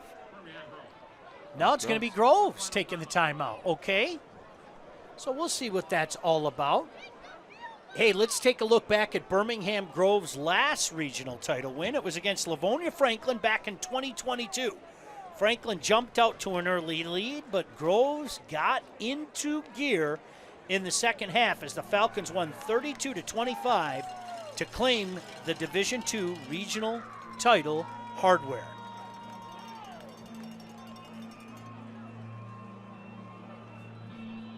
All right, do you try the 39-yard field goal here, or do you say, why not?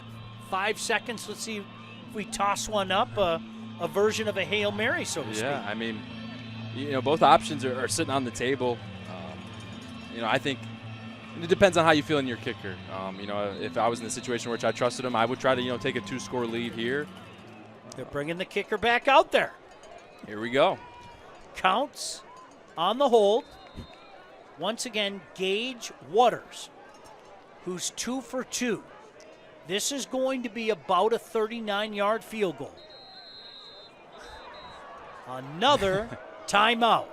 So if you're keeping track at home, it was Pilot timeout, Groves timeout, Pilot timeout. No problem. Can't take them with you. Might as well use them. No. You can use them any way you want in the first half. You have to be very careful with them in the second half. Anybody's football game, but this could be a huge 3. You go up 10 points and you get the second half kickoff. You're feeling pretty good if you're the home team. Beautiful night out here in Birmingham. What are we, about 13 in Evergreen? 13 just west of Evergreen. Lovely area of town, really is. Country Day just down the road, Southfield Christian just down the road. A lot of high schools in this area. Brother Rice not too far away. Yeah, right down Losser. Here we go. Counts, waits the snap. Snap is down, the kick is up, line drive kick is no good. That is going to do it for the first half. Oh, there's still 1 second left. 1 second left here. So a free play here. And let's see what the Pilots do. Do you throw it out there, try something, or just take a knee? Well, we'll see what Coach Roan is going to do. Don't forget, Kara Lyles will be down on the field. As we head to the half, certainly a conversation of interest down there. I don't want to say with who because I don't know officially. I have a good feeling who it is. We'll leave it at that. Sante Gasparoni brings the offense out there. Coach Flaherty. Don't tell anybody. It's Coach Flaherty. Let's see if Gasparoni puts it up. 2 receivers outside, 1 inside. Starts in the shotgun, now steps up. Barks at his lineman, shotgun formation. Batante on his hip, decides to take a knee.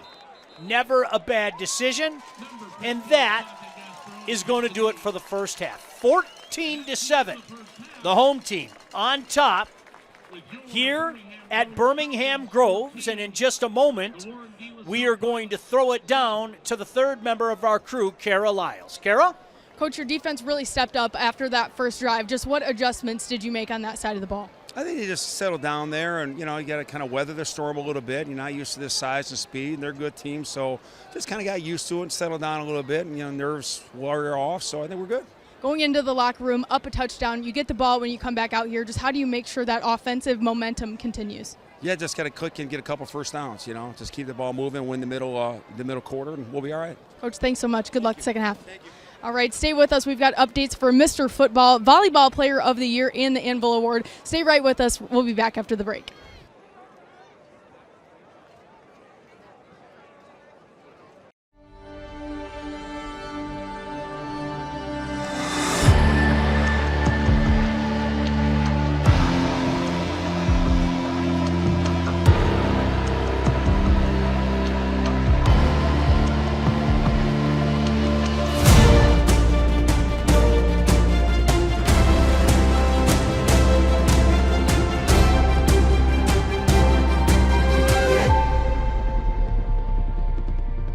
Looking for a score, a schedule, a story? MHSAA.com has you covered. Our newly redesigned website has everything you need to follow high school sports in Michigan. And it's optimized for mobile use. Fans can submit scores on a Friday night, check playoff pairings and game times, or read about the student athletes from your community. Your first stop is MHSAA.com. Connect with us online and get everything you need all in one place. At Alto Equipment, we know when it comes to getting your job completed on budget and on schedule, uptime matters. Alto Equipment has partnered with the biggest names in construction, including Volvo, Leeboy, Bogan, Avant, ASV, and more to provide the state of Michigan with industry-leading service and support. Alto Equipment services all makes and models, and their technicians are available 24 hours a day, 7 days a week. Do you have a big project? Alta Rents has you covered with the most diverse rental fleet in Michigan. Give them a call at 844-GO-TO-ALTA today. Your persistence and dedication have brought you this far. But the fire of curiosity within you burns to push beyond your limits. LTU is the place where your passions and curiosities can soar, pushing your mind and body to new magical heights. Lawrence Technological University. Be curious. Make magic. At Hungry Howie's, we're famous for flavor, and this is our Chief Flavor Officer. Every hour of every day, our CFO obsesses over the tastiest ingredients, combining them to create new flavor combinations your taste buds never knew they needed. Until now. Introducing his latest master pizza, the Chicken and Waffles Pizza. Crispy chicken, fluffy waffles, and bacon bits on 100% mozzarella, all topped with a maple syrup drizzle. It's sweet, it's savory, it's gone before you know it. Hungry Howie's!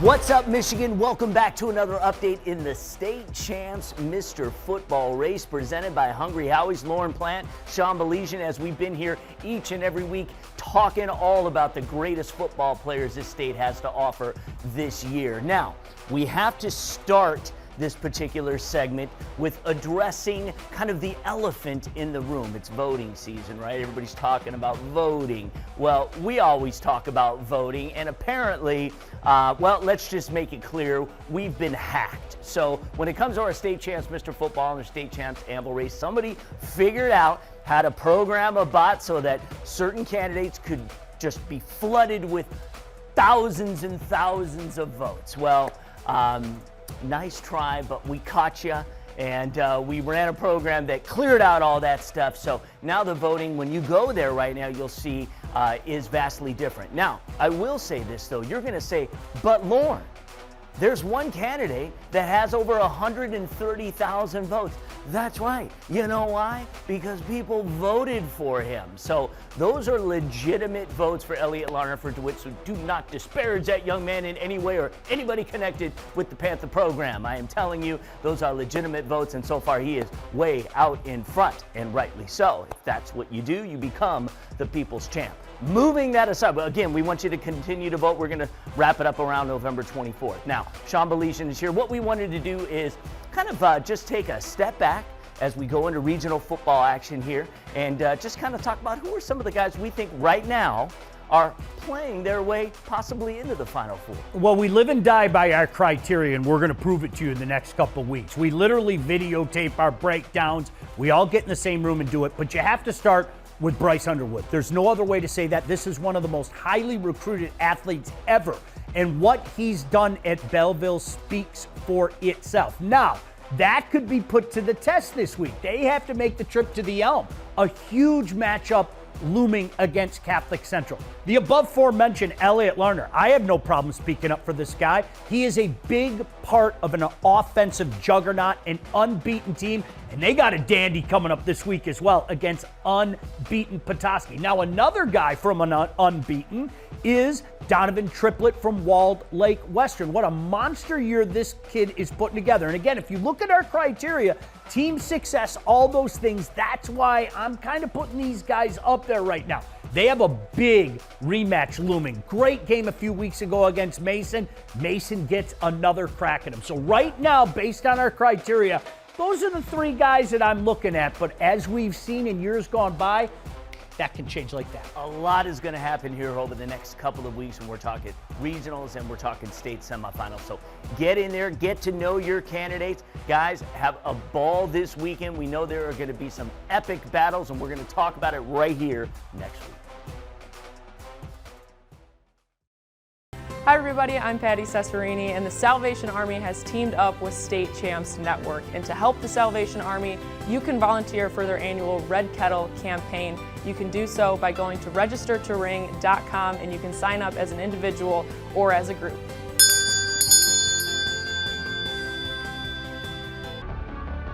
Your persistence and dedication have brought you this far. But the fire of curiosity within you burns to push beyond your limits.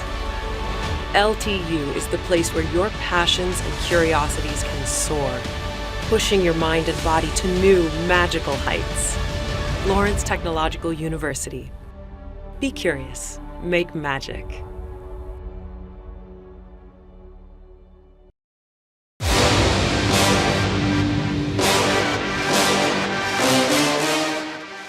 Hello, everybody, and welcome inside the State Champs studio. As always, alongside Ren McCulley. My name is Carol Lyles.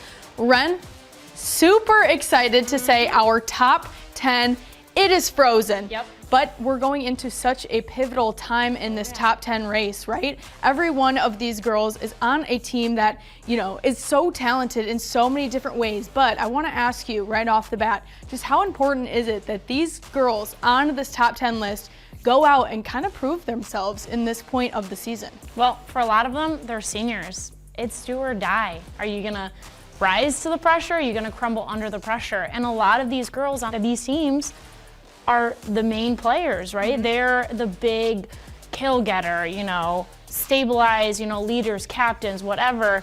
They're gonna be huge impact players, and they need to show up, especially in the playoffs. And once, you know, you talked about them being seniors, and once we kind of bring it back to the top 10 list, it kind of goes into the criteria of what we've kind of been looking at all season, right? They're playing in these big games. They're showing up in big moments. Just how much do you guys take that into consideration when choosing the top 10 members? Yeah, well, honestly, yes, we look at all throughout the entire season. But what really matters is, can you rise under pressure? And I know we've talked about mindset, right? That's all it goes back to, is that's what makes good players amazing and makes other good players, good. So it comes back to, are they going to show up? Can they consistently show up? Are they going to, rise and get the kills and do what their team needs? Or are they just going to kind of slump back and, wait for another person to show up? Well, I'm so excited, right? We have so many big games coming up this week, but we want to just say, get out and vote. We know our top 10 is frozen, but you still get out there and vote for your favorite player on our top 10 list. You can do so by visiting statechampsnetwork.com.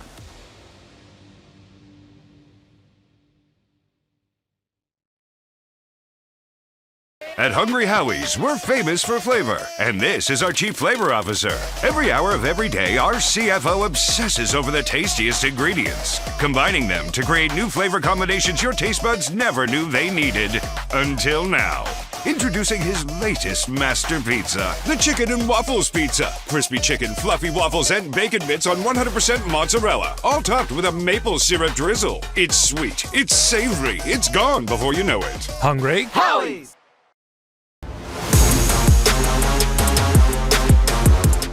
What's up, Michigan?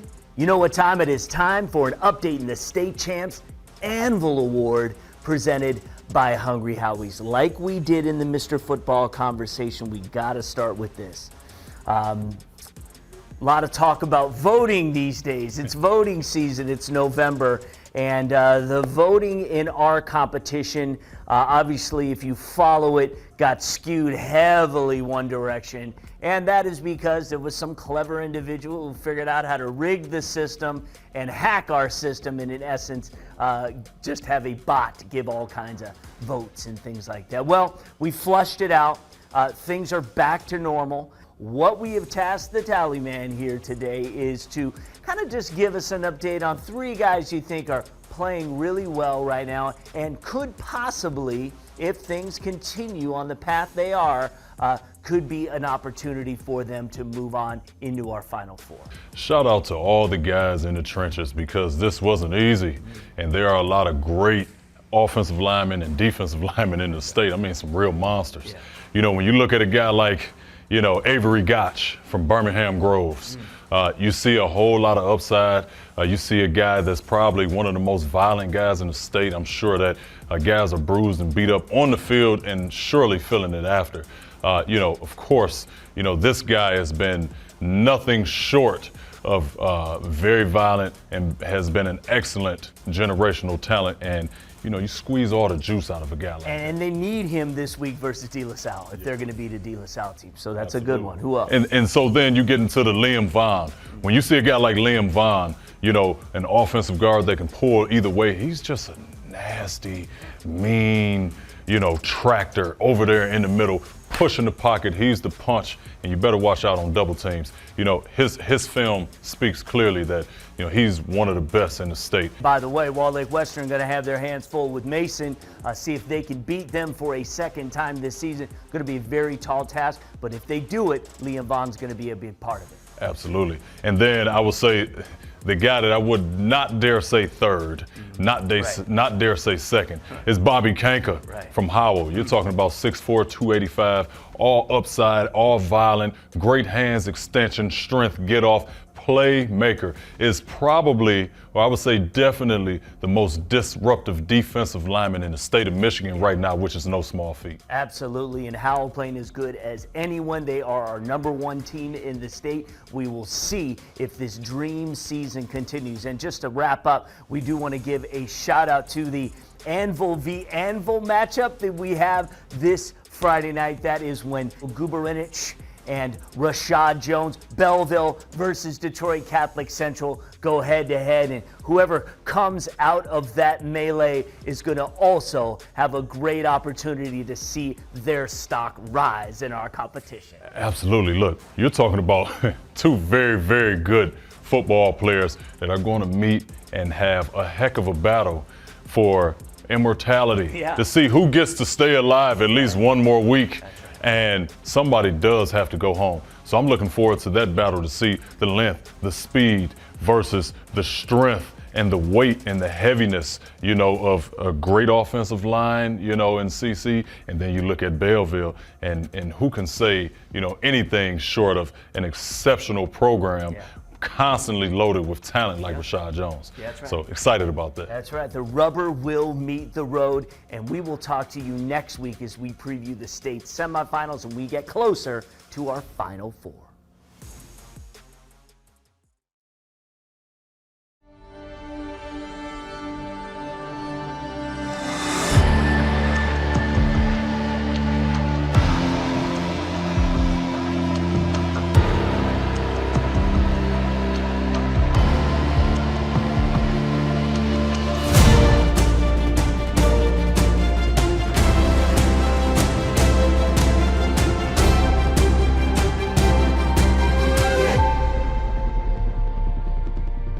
Looking for a score, a schedule, a story?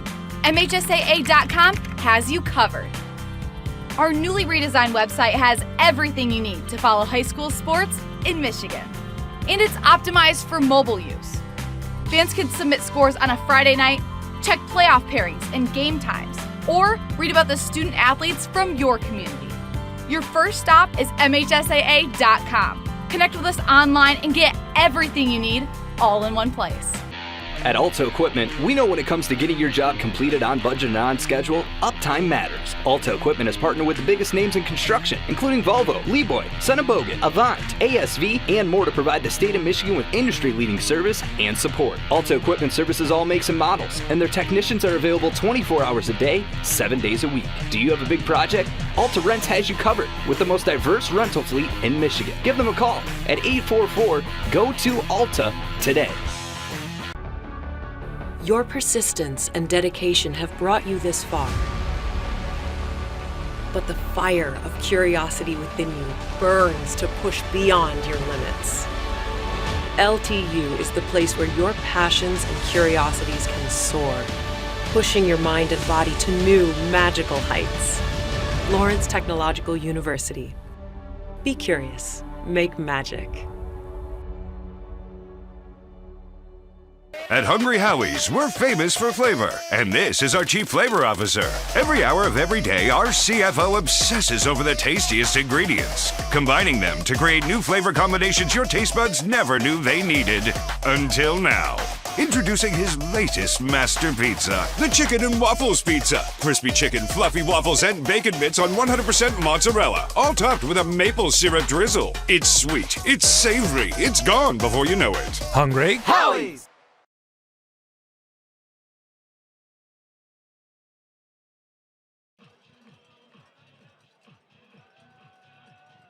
Back in. Beautiful night out here on the campus of Groves High School, along with Carol Lyles down on the field, Grant Perry, my broadcast partner up here, and the best crew in the business. My name is Sean Beligian. 14-7, your halftime score as the third quarter is about to commence. Just a reminder, Groves will receive the second half kickoff. Groves getting all fired up there down on the field. There's a close-up at the kid cam. Grant Perry, entertaining first half, to say the least. Yeah, very entertaining. I mean, we both knew that this was going to be a dogfight coming in. Both teams love to establish the run and then work off of that.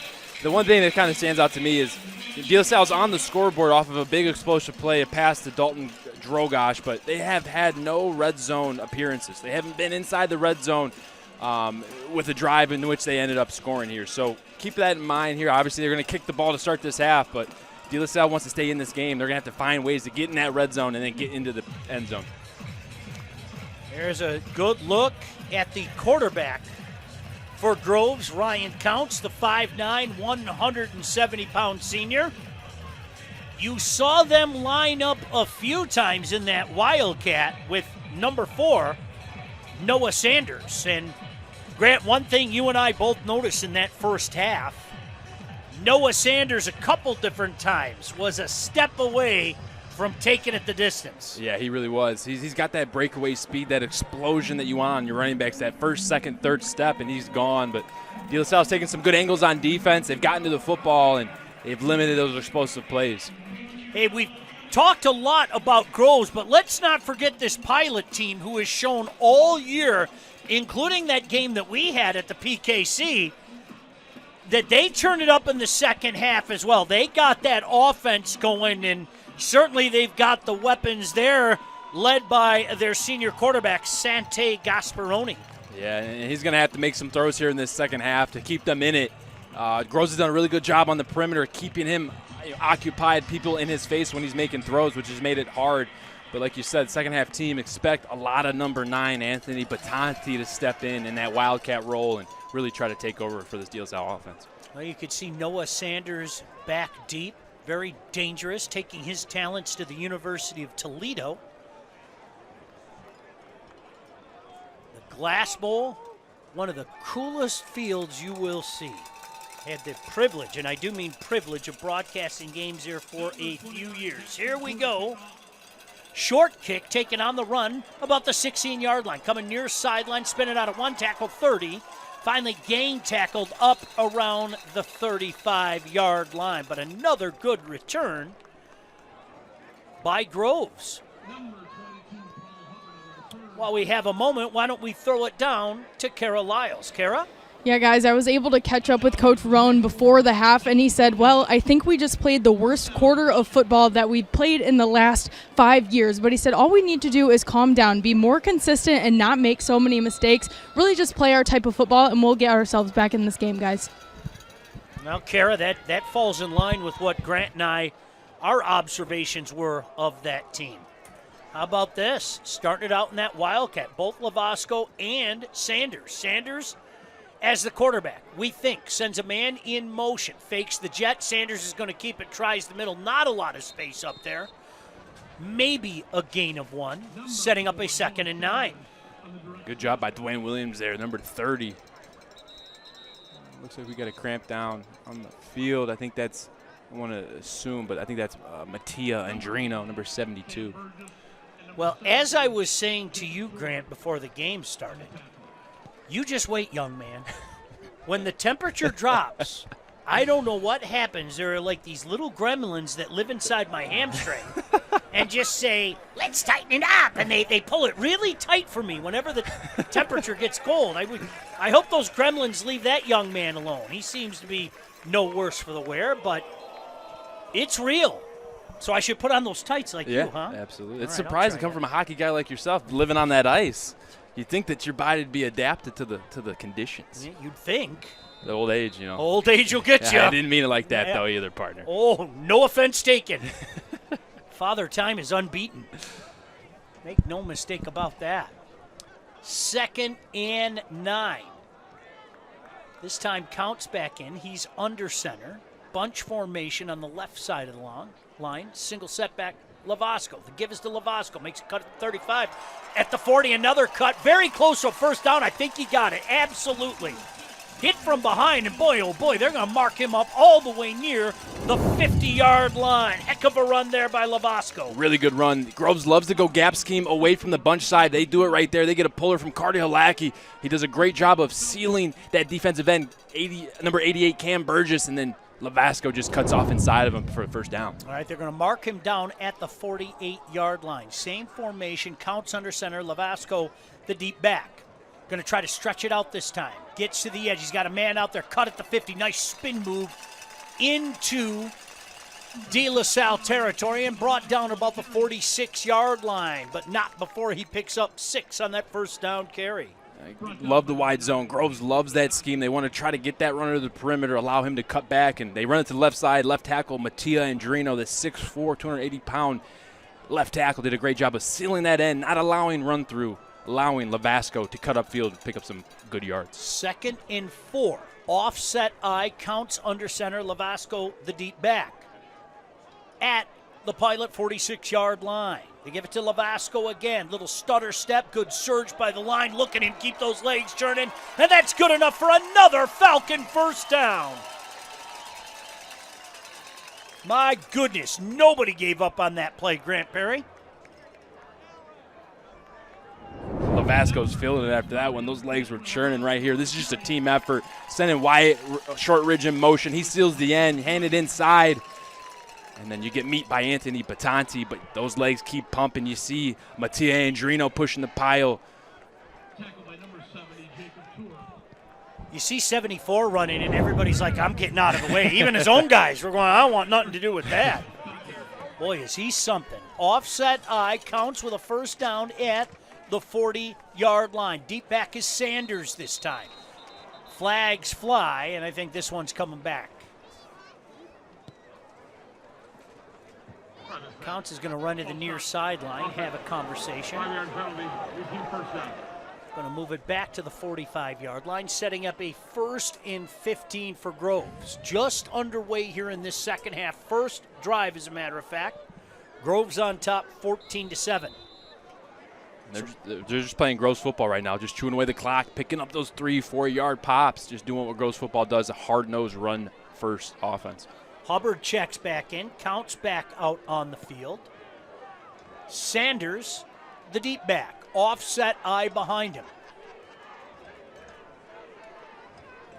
1st and 15. Going to try to stretch it out to Sanders. He's tripped up. That play single-handedly blown up by number 7, Robbie Armani. He took 3 guys out, Grant.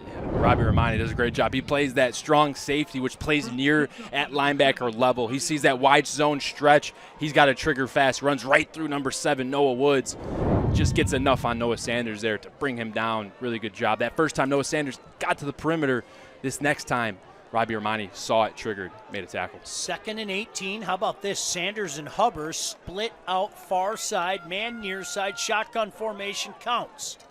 2nd and 18 from the Pilot, 48-yard line. Counts, back to pass. Try to set up that screen, overshoots the intended receiver, Noah Woods, and he got a lot of space out there if they can connect there. Yeah, they did. They had that look again. That was the play we saw Noah Woods score on there in the first half. That time they tried to come back to it on the opposite side.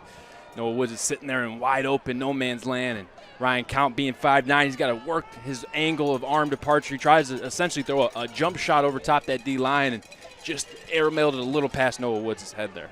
So 3rd and 18. Will they punt again? I was just thinking the same thing. Trips, far side, one on the near side. Counts in that shotgun. Lavasco on his right hip. Counts back to pass. They bring the blitz. Down he goes. All the way back at his own 41-yard line. So how about a defensive stand there by the Pilots? Pilots come out hot. Number 64, Anthony Presnell. And that nose tackle position, you're just going to see a bum rush coming right up the middle here. Number 70 does a great job of getting to the outside, and that interior pressure then cleans up the pile. And if you can get a hand on Ryan Counts, only weighing about $170, you got a good opportunity to bring him down. That's what they just did right there. Phoenix Glasnor sits, or stands as it were, on his own 19-yard line, awaiting this punt.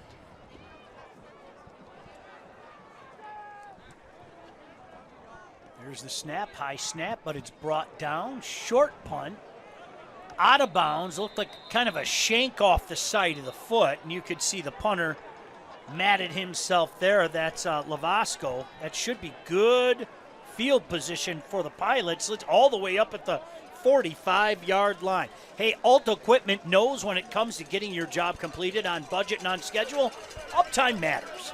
Alta Equipment partners with the biggest names in construction. Give them a call at 844-GO-TO-ALTA. That's 844-GO, the number 2, ALTA. Appreciate Alta, everything they do to support high school sports here in the great state of Michigan. So here comes senior quarterback Sante Gasparoni. Mike Lopez checks in, lone setback, 2 receivers split far side, 1 on the near side. 1st and 10 on their own 45-yard line. Gasparoni steps out now, looks to the far sideline, relays the play in to his big uns up front. The defense have taken this game over, Grant Perry.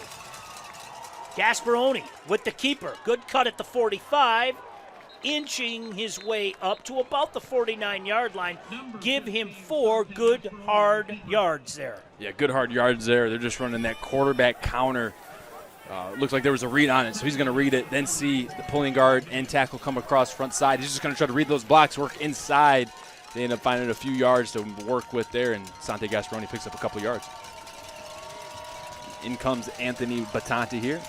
They give him 3.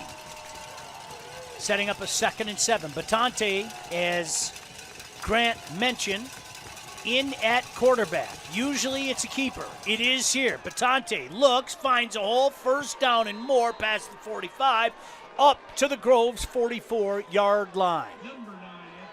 Well, you know what's coming, and you still can't stop it, Grant. Yeah, I mean, that's just, having Anthony Batante here. He's a fierce runner. He's got Mike Lopez, too, who's not too shabby himself, leading the way, blocking. He's just going to follow his blockers, get north and south, and that's what kind of runner he is, just a hard nose, finds the lanes and takes it.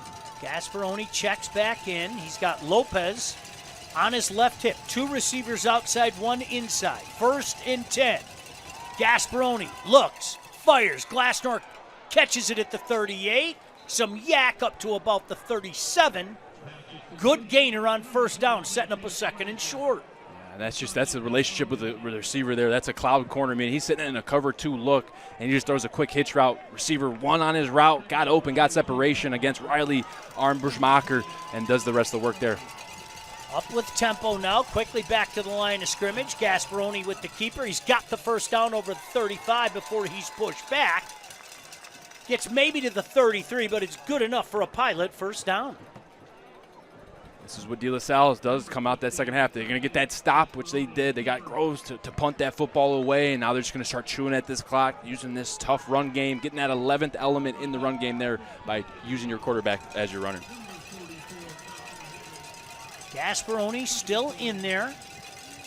Glasner split near side to far side. Lopez the lone setback. 1st and 10 at the 33. The give is to Lopez, trying to get outside. Stretches it out. Boy, he nearly got the corner. Good defensive play there by Abbott to step up, but flag Grant right about the 26-yard line. Yeah, they're going to get number 11, Julius Wilson. Had a hold on number 15, Aiden Leong. I believe this one's going to come back. Boy, isn't it amazing? I think both these teams, you've seen them do very well kind of between the 30s. And then they kind of run out of room. Hey, for all of you that are thinking, how am I going to pay for college? You need to check out Fresh Perspectives College and Career Readiness Program. Gwen Thomas and her Scholarship Boot Camp will help you win scholarships, provide FAFSA tips, write powerful scholarship essays, and more. Go to freshperspectivesseminars.org to learn more. 1st and 20. Gasparoni looking, firing, got a man out there. Did he pull it in? Yes! Heck of a reception by King. A sliding catch, Grant, at the 17-yard line. This is just trust, and Dominic Taylor gets some pressure. Sante steps around it, steps up, sees that Damon King's got some leverage inside, throws a ball that only he can get to. And Damon King comes down with a big catch in the red zone, pushing these chains forward. So now the Pilots in business. Threatening at the Falcons' 17-yard line. Batante back in. Keeper all the way. He's hitting the backfield. Look at him keep his legs churning inside the 15, down to about the 13. Ball comes loose, but you can see the official immediately say down by contact. But a good carry on 1st down. Yeah, really good carry here. And Riley, number 22, or that's Hubbard there, is at the point of attack. Just can't bring him down. And then Juwan Hammonds there comes in, the junior 6'2", defensive end. Is able to rally him down to the ground. Oh. A little extracurricular there. It's what you're going to get a little bit of that here come playoff time, that's for sure. 2nd and 5. Batante stays in along with number 35, Brady Bullock, who blew up a couple guys. High snap, Batante struggles, does the smart thing, just falls on it. Back at the 21-yard line. No need to be a hero. Smart play there. Yep. Jump on the ball. Don't make the play worse, especially when you got number 5, Dominic Taylor, rushing in. Wins on a good speed rush. And is on the quarterback just in time. 3rd and 13 now. Gasparoni checks back in. Number 15, the lefty. He's made some big throws here tonight. Gonna need to make another one here on this 3rd and 13. Back to pass, Gasparoni. Looking, firing, completing, touchdown! Heck of a ball, and finding his way into the end zone is King. And the Pilots are a kick away from tying this up. What a job by Sante Gasparoni, sitting in that pocket, waiting for the routes to develop, finding Damon King, running down the slot. You'll see it right here. Great throw, and when you're in a cover 3 look, you want to try to get to the high angles here, the cover 3, excuse me. You want to get up the seam, and that's exactly where they find it. Really good job. That safety gets a little too much depth, and that route comes right underneath for a touchdown. Big extra point here. I think they're a little fired up down on that Pilot sideline. Absolutely they are. Snap down, kick up, blocked! It's blocked! And again, those extra points, Grant Perry.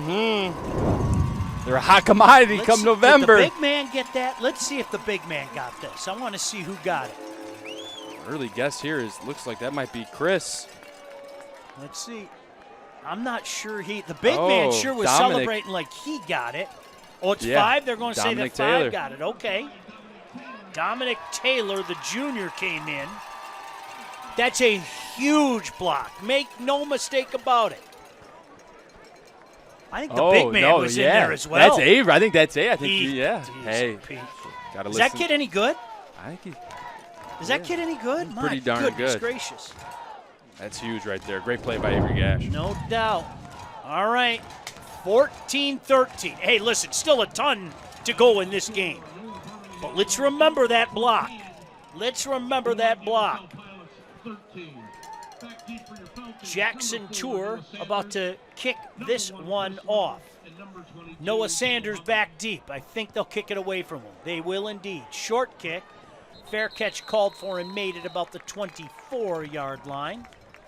So that's where the Falcons will take over. Hey, Lawrence Technological University, it's the final game of the season for the Lawrence Tech football team. They're going to make the trip to take on Indiana Wesleyan. Kickoff at 1 o'clock. Remember, LTU offers varsity sports for men and women while studying for a world-class undergraduate degree.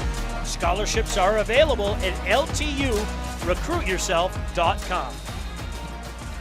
So here comes Groves, who again, Grant, they've moved the ball. They just haven't been able to finish on a lot of these drives. Yeah, they could really use an explosive play here. If they can find a way to get Noah Sanders in open space, that's going to really benefit them. Offset eye, the deep back is Lavasco. The give is to Lavasco. Lavasco hit at the line of scrimmage, trying to get sideways, can't do it. Maybe a gain of a foot. Dalton Drogosh there in on the tackle. Good job there. Just fighting around. He's at that linebacker position. Does a good job navigating those linemen, getting right on Lavasco for a nice, solid wrap-up tackle. They're going to give Lavasco forward progress, give him 1, setting up a 2nd and 9. Clock running. 2:55 to go here in this third quarter. 14-13, Groves on top. Bunch formation on the far side. Sanders shotgun formation. Let's see if he wildcats this. Barks out the signals. He rolls far side. Now he takes off and runs. He's got space. 20, 30, 35 out of bounds. Short of the 40-yard line. There's that speed by Sanders. Man, and it looks like that De La Salle's going to have the edge, going to be able to get to him before he gets around that corner, but you just see the natural speed, the ability here, and look at the block by Ben Hansel, number 88, the tight end, getting in on the play, making an impact right there. Really good job. Shout out to Kevin for that look right there. So a fresh set of downs up to the 39-yard line. Sanders trots back out onto the field with Groves leading 14-13. He's in the shotgun again. He's got 2 receivers split outside. Bunch formation near side. Empty backfield for Sanders. Keeper all the way. Stutter steps. Gets outside again. Look out, 50, 45. Pushed out of bounds. Well into De La Salle territory near the 42 yard line. And this is just called patience. Watch him let this develop. This is supposed to hit on the right side. Everyone's pulling for the run to go to the right. But when you see that defense overcommit, you can cut it back. And especially when you got the speed and the athleticism like Noah does, you can really make a defense pay, and he does right there. You hear a defense say, stay home, stay home. That's what they're preaching. They're saying, stay home, watch the cutback. That is case in point, the prime example right there. You want to let that ball get across the line of scrimmage. Then as a defense from that backside, you commit. Counts checks back in. Two receivers split near side, offset high behind him. Lavasco, the deep back.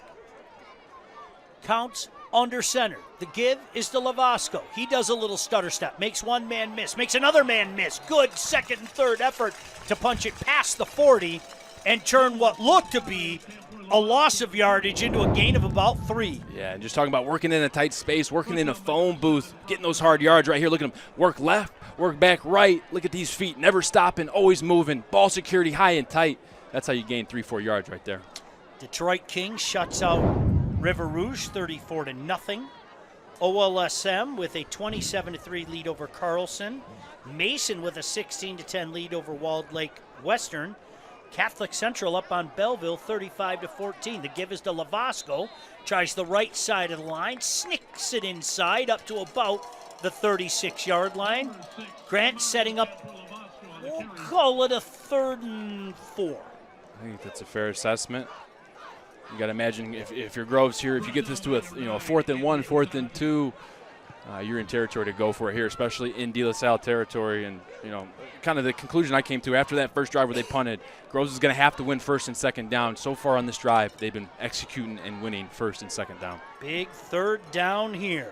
The deep back this time is Sanders. Offset eye, counts under center. Man in motion from the left to the right. The give is to Sanders. Sanders runs into his own man. Gets it past the 35. What an effort to pick up the 1st down. Didn't look like that was going anywhere, Grant. No, it didn't. But boy, Noah Sanders, he trusts his blocking. He's running so fast. Look at him beat the puller here. Look at Noah Woods. You're going to see Noah Woods pop into the picture. Noah Woods is supposed to be out front blocking for him. Avery Gash is out there looking for guys. Noah Sanders says, you know what? I'm just going to keep moving forward. I'm going to run through this tackle by Isaiah Jones. I'm going to pick up that 1st down, and that's exactly what he did. Down to the 29-yard line. Still time for one more play here in this 3rd quarter. 14-13, Groves on top. I formation, Lavasco the deep man. Power look here. Count sends a man in motion. The give is to Lavasco. Lavasco follows a blocker. Some space out over the right line up to about the 25-yard line. I think they're going to mark him down at the 26, but that's a gain of 3 and takes us to the 4th quarter. Don't you go anywhere. 4th quarter action next with Groves on top. 14-13 on the State Champs Network.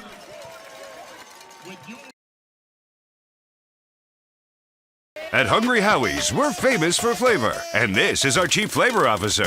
Every hour of every day, our CFO obsesses over the tastiest ingredients, combining them to create new flavor combinations your taste buds never knew they needed.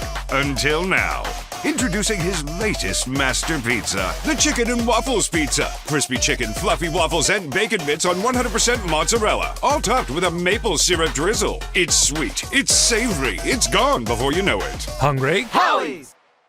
At Alto Equipment, we know when it comes to getting your job completed on budget and on schedule, uptime matters. Alto Equipment has partnered with the biggest names in construction, including Volvo, Leeboy, Sonneborn, Avant, ASV, and more to provide the state of Michigan with industry-leading service and support. Alto Equipment services all makes and models, and their technicians are available 24 hours a day, 7 days a week. Do you have a big project? Alta Rents has you covered with the most diverse rental fleet in Michigan. Give them a call at 844-GO-TO-ALTA today.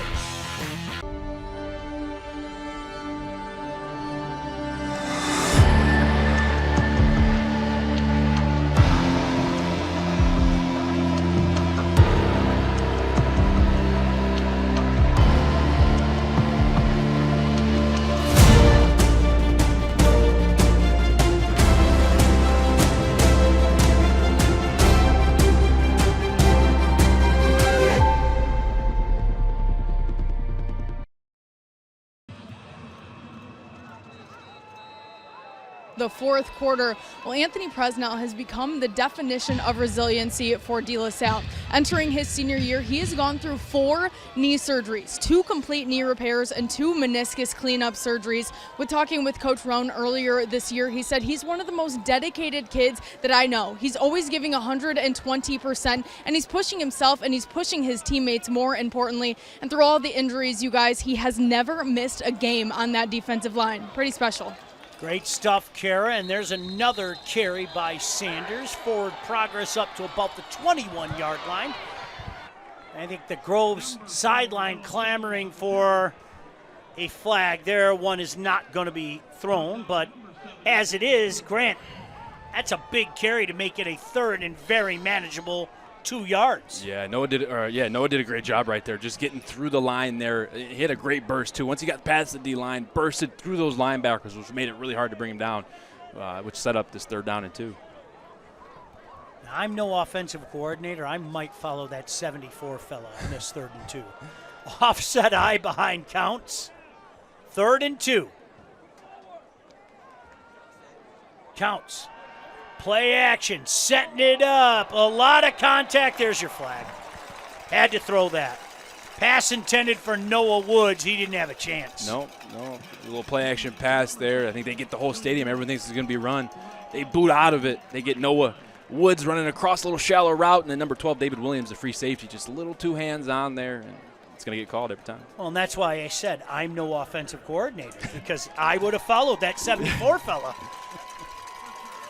I don't think that's a bad choice either, though, to be honest with you. I think that's a safe bet for sure. He's got a bright future. All the way down, just outside the 10-yard line. So Grant, legitimately, they could pick up a 1st down inside the 1-yard line. Noah Sanders, the single back. Counts under center. 1st and 10 for Groves. Going to stretch it out to Sanders. Sanders, this time going nowhere. Boy, that young man is having himself a night. Number 24, Dalton Drogosh. Yeah, he's everywhere. The captain, the 6', 205-pound senior at linebacker, coming off a 6-tackle game last week for Grosse Pointe South. When he sees ball, he gets ball right here, and that's what you're going to see here. Wide zone stretch, getting chased, but the only guy to get to the football there is none other than Dalton Drogosh. You spoke football there to me. See ball, good ball. Oh, yeah. Yes, I like that, Grant. Nice and simple. Yeah. 2nd and 14, just outside the 14-yard line. 4th quarter here. What more would you expect from these two teams? Wildcat formation, flags fly. Did they delay here? Yeah, they did. Oh, my goodness. How many times have we seen it? We were just saying it. Both these teams start to creep into territory, and then all of a sudden move a little bit back. Now moving this ball all the way back to outside the 19-yard line. It gets tough when you get down in that red zone, really down inside that 10, inside that 15. The field tightens, the field shrinks, so safeties are able to play flat-footed right in your face on that, second level. It gets harder to score down here in this red zone, especially with two teams that love running the football. Sanders going to run the play back in. Wildcat formation. Sanders sends a man in motion. They fake the jet. Sanders makes a cut at the line of scrimmage, fights his way up to maybe the 16-yard line. We'll give him 3. Setting up a 3rd and 16, Grant. And I think Coach Flaherty's sitting here with the decision, hey, do I try to attempt to get this 1st down? Do I push the ball downfield? Or do I set up a field goal, set up my field goal kicker, Waters, to have a little bit of an easier kick here with maybe some run inside to pick up a few yards? So decision time here for Coach Flaherty. Counts checks back in, as does Lavasco. Hubbard and Sanders split outside along with Noah Woods. Trips far side, Chris Little on the near side. Back to pass, firing, incomplete. So now, here's that decision you were just talking about, Grant.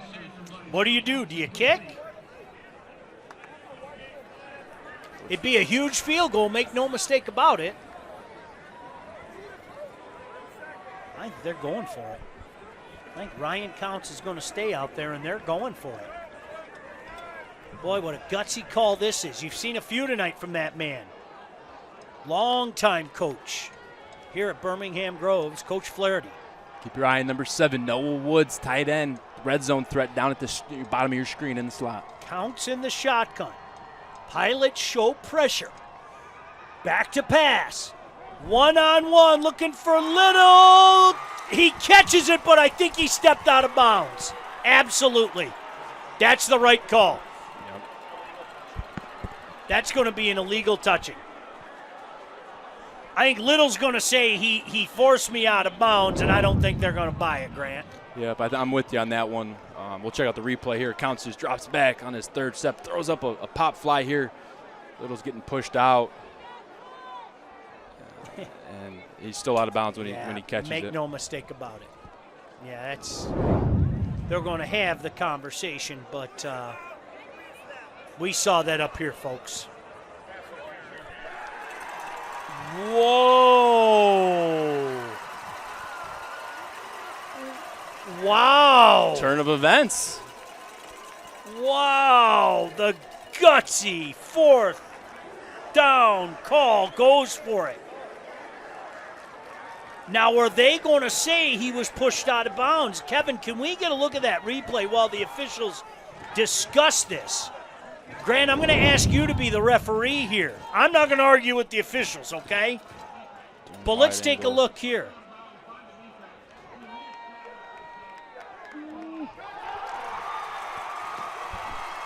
They just went back and called it a touchdown. Oh, my goodness. So, interesting. Okay. A lot to break down on that one. Okay. Because if you are forced out, you do have the ability to work. If you make an attempt to work back in the field of play, got to imagine that's what the refs are going off of. Now, I'll also say this. When he brings the ball in, he did have a foot out of bounds. He did. Which is beneficial for Groves here, not having a replay system. That's for sure. That's a huge call. Wow. Waters with the point after.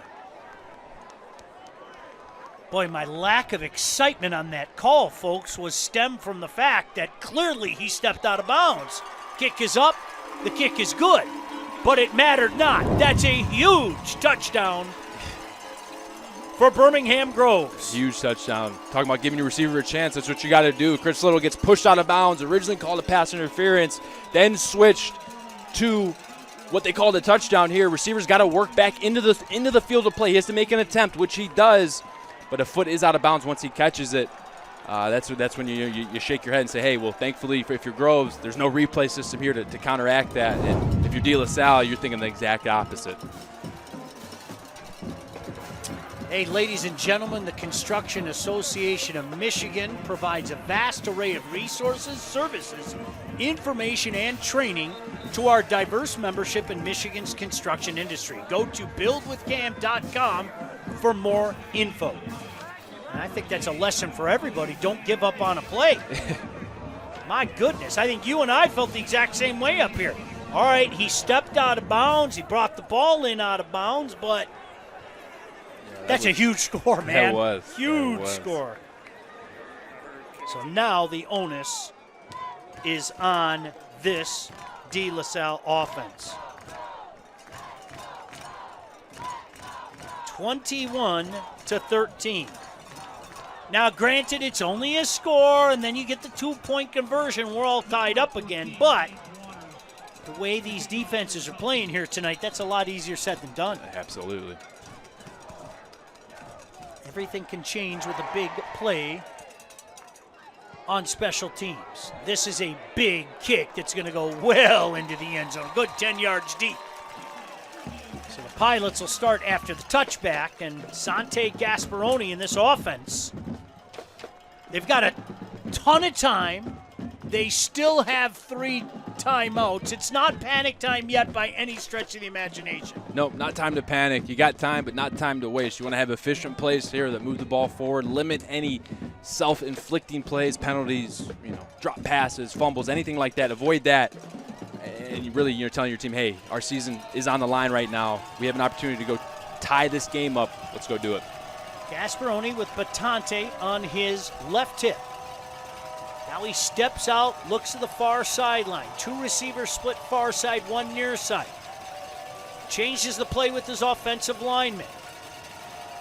Grove shows blitz, they back off. Gasparoni back to pass, clean pocket, going up top, wants it all, going up and grabbing it is Drogosh.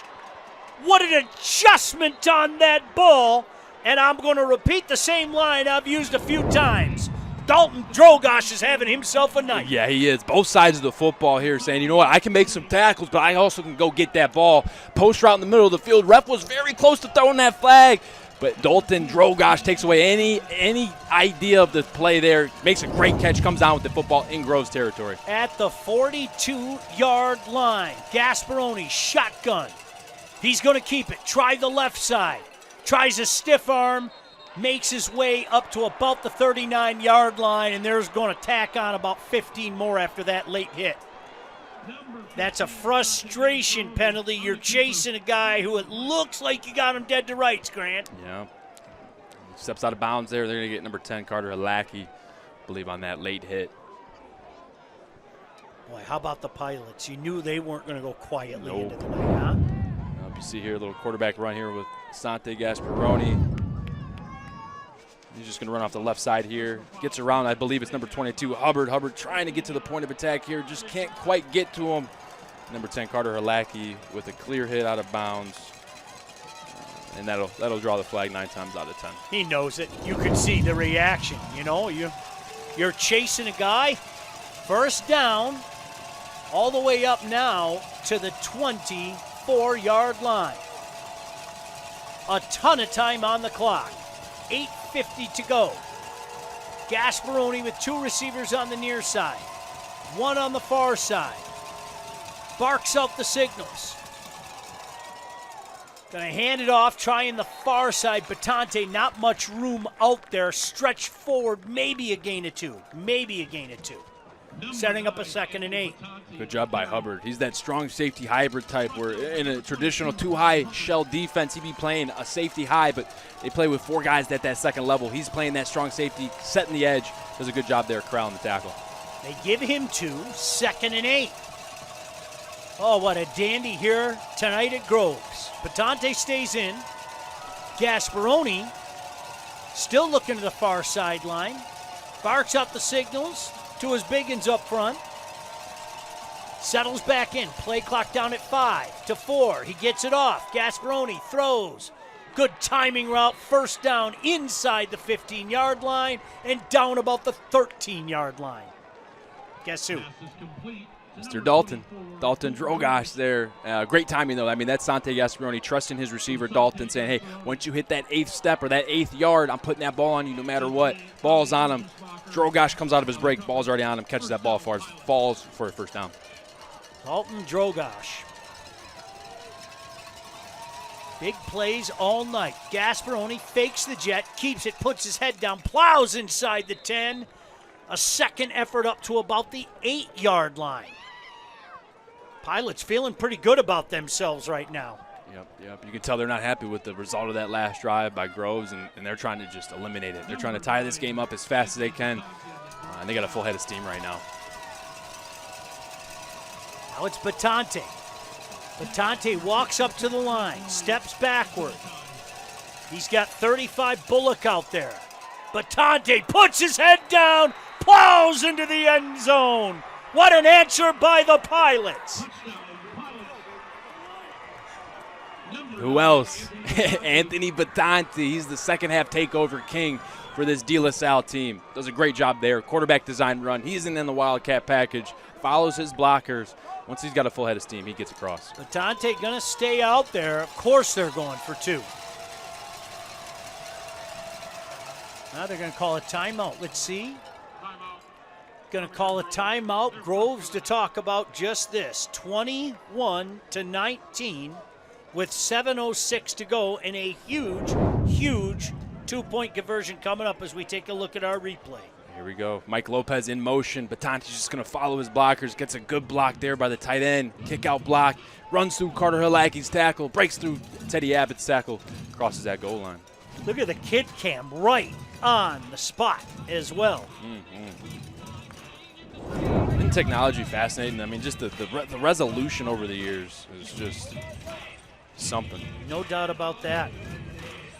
The kid cam's 22nd century. Forget the 21st century. Yeah, yep, you're right about that.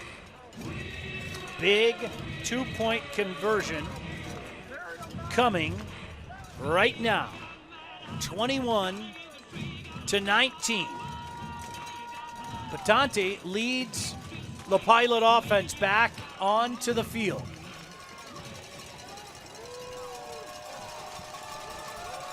Lines up, shotgun formation. Once again, Brady Bullock, the lone setback, sending a man in motion. Patante going to keep it. He's hit. He dives. Did he get in? Still waiting for a signal. Still waiting for a signal. No, sir, he did not. Just short. Boy, let's look at the replay here. Let's check it out here. I think he reaches at the last second. I think that knee's going to be down, though. Let's see. Oh, he gets lifted off the ground, so he loses a little bit of that momentum. Has to dive. Knees down. That's a good call by the Stripes right there. Lost his footing there early on in the run, which then forced him to have to leave his feet ultimately to try to cross that goal line. And as you see here, he's diving, trying to get there, but he's still got another full yard to go. He's down, and that ball is just short on Juwan Hammonds. Excuse me. So 21-19, Groves on top. Hey, Hungry Howie's is a great partner of the State Champs Network, Mr. Football and Anvil Awards. Hungry Howie's, the original flavored crust pizza. Order your pizza at hungryhowies.com. I ordered 3 tonight, and we enjoyed 3 tonight. Yes, we did. Thank you for that, pal. Oh, no problem. My pleasure. It was great working with you all year, my friend. And we aren't done yet. My goodness. Still have 7:06 to go here in this one. You know, Groves would love nothing more than to eat the rest of this clock. Short kick this time. Taken on the run at about the 18-yard line. Good cut there, making one man miss. Sanders up past the 35 and brought down about the 36-yard line. It's a good return there by Noah. Just picking up that ball, getting north and south, and Dwayne Williams, number 30, in on that tackle for the kickoff team. So what a huge drive this is. It isn't about putting points on the board now, although you wouldn't turn down a touchdown. It's about making 7 minutes and a second go away. Can they do that? We'll find out together, won't we? Counts in the shotgun. Awaiting the snap, sends a man in motion. They fake the jet. The give is to Lavasco. Lavasco makes a cut at the 35. Look at him work hard through 2 would-be tacklers up to the 40-yard line. 5 hard-earned yards. Very hard-earned right there, and you can just see it in Lavasco. His DNA is, I see a guy coming at me to tackle me. I'm running right through you right there. That's Isaiah Jones, a cornerback, the 6'1", 180-pound senior stepping up. That's not a small guy. He steps up to try to make that tackle, and Lavasco falls forward right through him. Let's see how much of this play clock they use. You could see Counts turn around and look at the play clock. He could use a lot of it if he chooses to. And I think he's choosing to. That play clock is down to 15. Taking his time as he should. Down to 10. Inside 10 now. Now waits for the snap. High snap, settles it down, and he just falls down. Boy, we've seen a few of those high snaps, and that's a bad time to get a high snap, Grant. It is. It is. When you're eating that clock, you want to have good forward progress in your plays right there, and got to count for every guy to do their job. It's the 111th, and right there the center just snaps it a little too high, that being Leland Swanson. Just a little high for the 5'9 quarterback, Ryan Counts. He has to jump up. Does corral the football, does the right thing, just gets right down, basically back at the line of scrimmage. So a big 3rd down here. And don't forget, all the Pilots would need is a field goal. Trip receivers far side. Shotgun formation. Counts back to pass. Going up top. Pressure out there again. What a grab by Little. as he was being grabbed and tugged, Little comes down with another big reception. And we got to. Oh, they're going to say incomplete. They're going to say stepped out of bounds again. Now, here's the conversation. Was he forced out of bounds again? They're going to have a conversation here. Pass interference.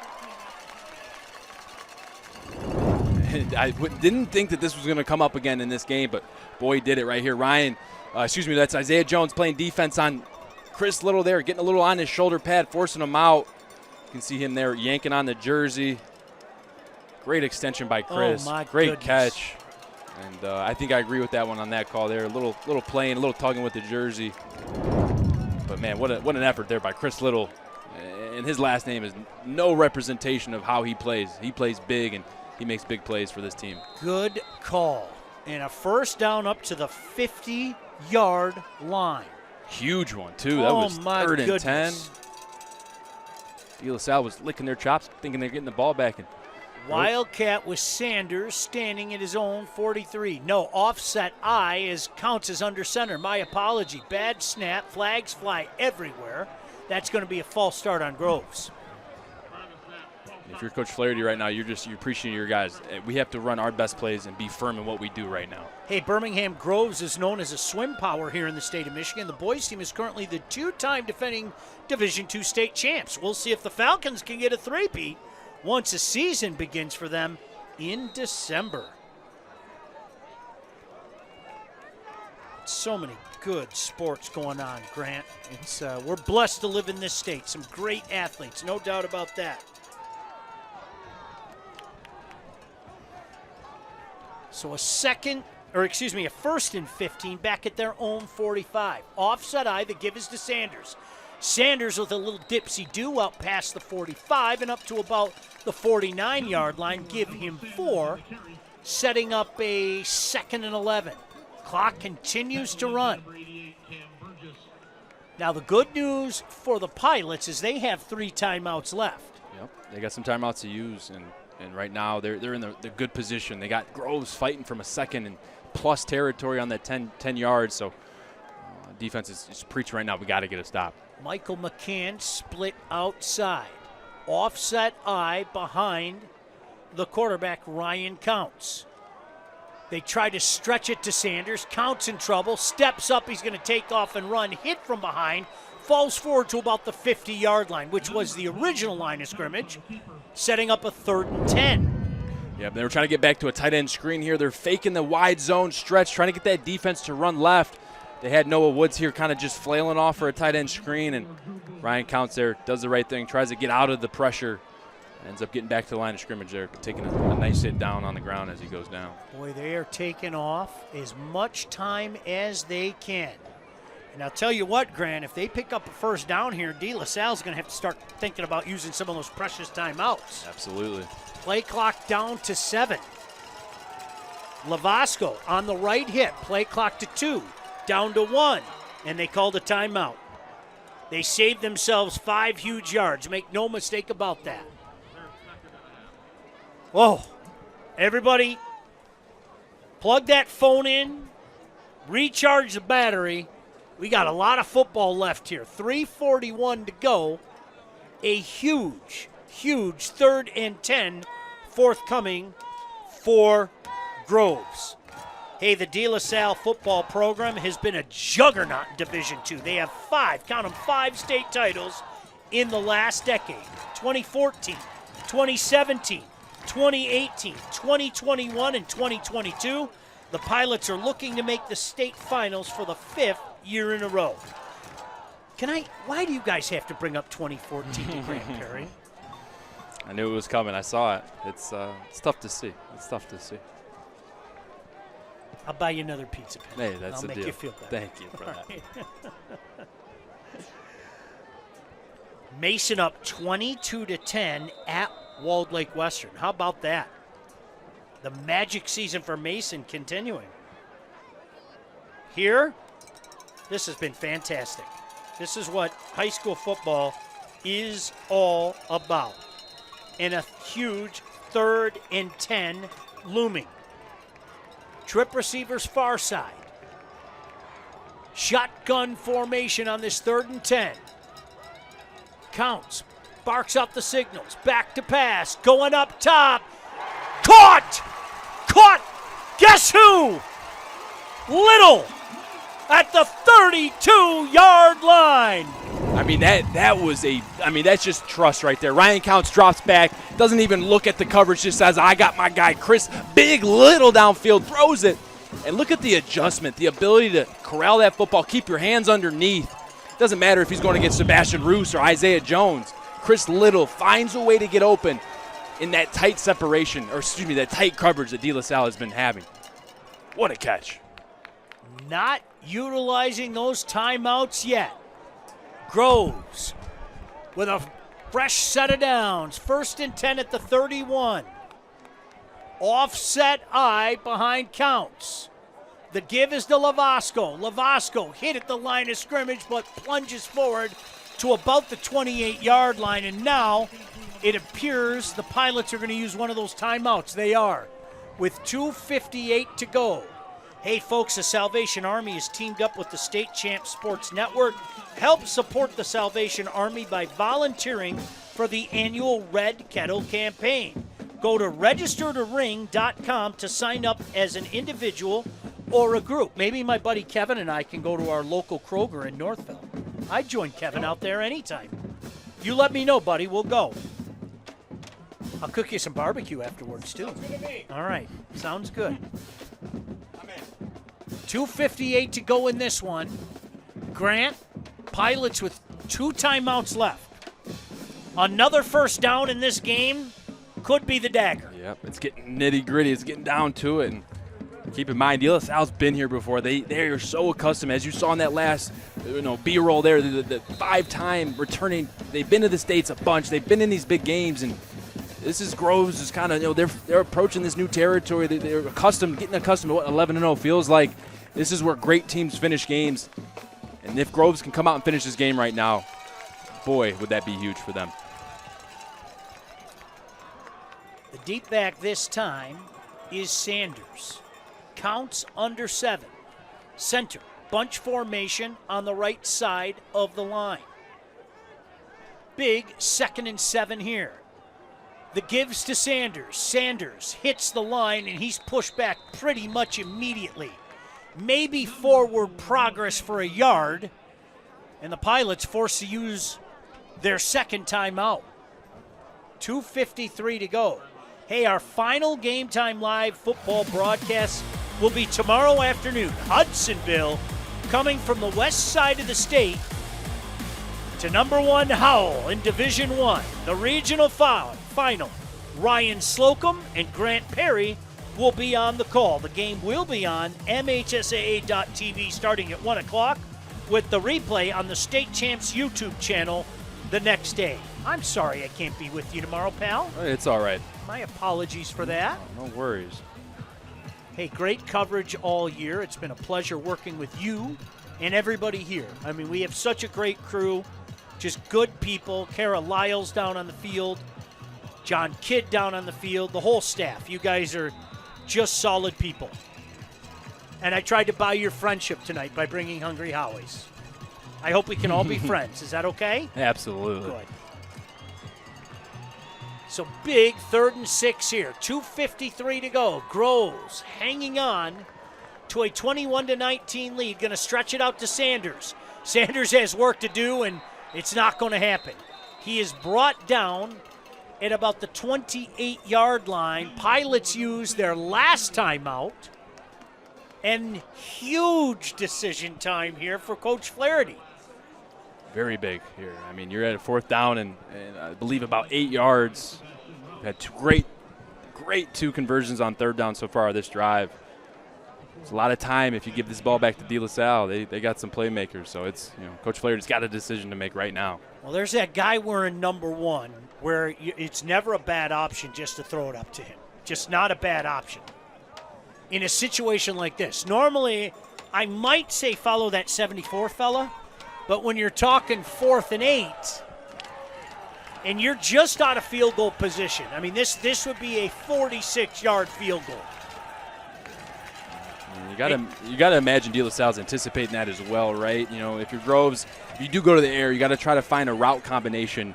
You know, assuming that De La Salle's not going to make the same mistake for a third time, they're going to play off and over top. Try to find a way to work Chris Little in, you know, in a route concept, maybe a two-man concept where he's breaking out, someone's breaking in. They're going to have to get creative here. Oh, what a night, what a game, and we aren't done yet. There he is. Keep an eye on that young man. Number 1, Chris Little. Shotgun formation for Ryan Counts. 4th and 8 from the 29-yard line. Counts back to pass. Rolling. Now he's going to tuck it and run. Makes a cut. He's got the first down.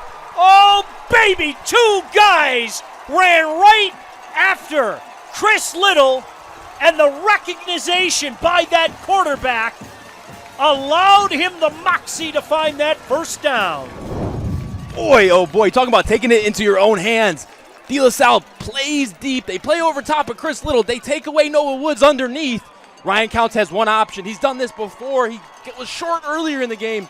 This time he gets around Anthony Batanti, and he says, you know what, I'm going to go ahead and get this first down myself, fellas, and he does. I'm not going to call it an upset because, quite frankly, I thought the Shamrocks had a good chance at the Elma winning, but CC up by 2 touchdowns with only 3.5 minutes left. Hey, now.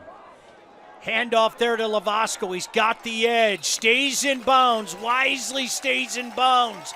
You could see him kind of put the brakes on, Grant, as if to say, I'm not going out of bounds, and right now the Pilots can't stop the clock. Now the officials stopped the clock for some reason. I think someone was down. He's telling him, hey, go ahead and just get off the field. Make sure you're okay. So I think they're going to start that clock again, absolutely. And now, Grant, we talked about this a couple weeks ago. This is when you go out to the barn, you get that bench, and you milk the clock. The officials are going to call a timeout, stop the clock again. They're going to reset the play clock to 30 seconds. The game clock's at $1:42. But you can go to the bench, get that bench, put those gloves on, and start milking that clock. Absolutely. You get this to a 3rd and 1. You convert on 3rd and 1. It's pretty much lights out after that. 2nd and 3 here. I formation, Lavasco, the lone setback. They are going to take their sweet time. There is no way on God's green earth they're going to snap this ball before about 2 seconds.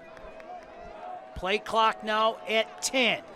I'll let you know when it's 2. I won't have to tell you because I bet they snap it then. Snap it with 3. Surge forward. That's a first down, and that should be the game. What a surge right there. Ryan Counts with his 3rd successful quarterback sneak. Really good job getting skinny, getting small, finding the gap, and just, in other words, calling game right there. But it's not over till it's over. It's an under-center team. Got to secure the snaps. Got to have good handoffs. It's playoff football here in November. Crazier things have happened. Isn't that the truth? They might have to just convert this one snap. Literally. Play clock down to 3, 2. There's a snap, and they don't have to snap it again. That's it. Congratulations to the Birmingham Groves Falcons, who come away with a thrilling 21-19 victory over the Warren De La Salle Pilots. What a game.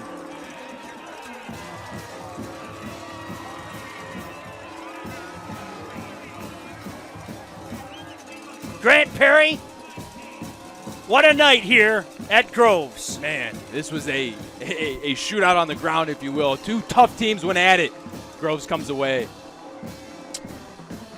The celebration will start in just a moment, but first, one of the coolest things each and every time these combatants meet on the field to shake hands and say, job well done.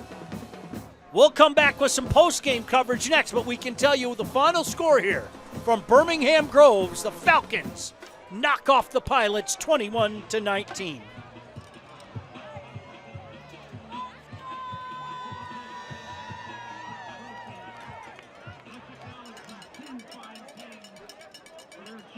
This year and their play today.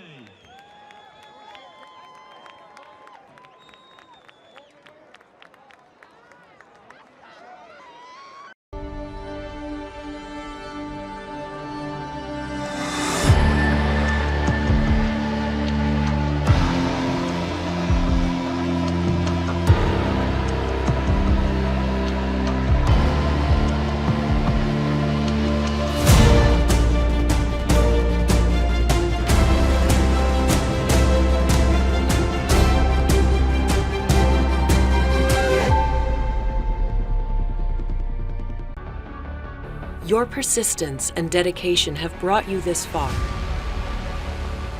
But the fire of curiosity within you burns to push beyond your limits. LTU is the place where your passions and curiosities can soar, pushing your mind and body to new magical heights. Lawrence Technological University. Be curious, make magic.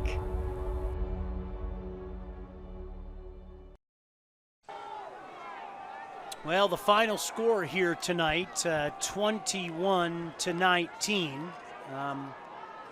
We didn't get a chance to do the traditional handshake. There are a lot of raw emotions out there tonight. No other way to say that.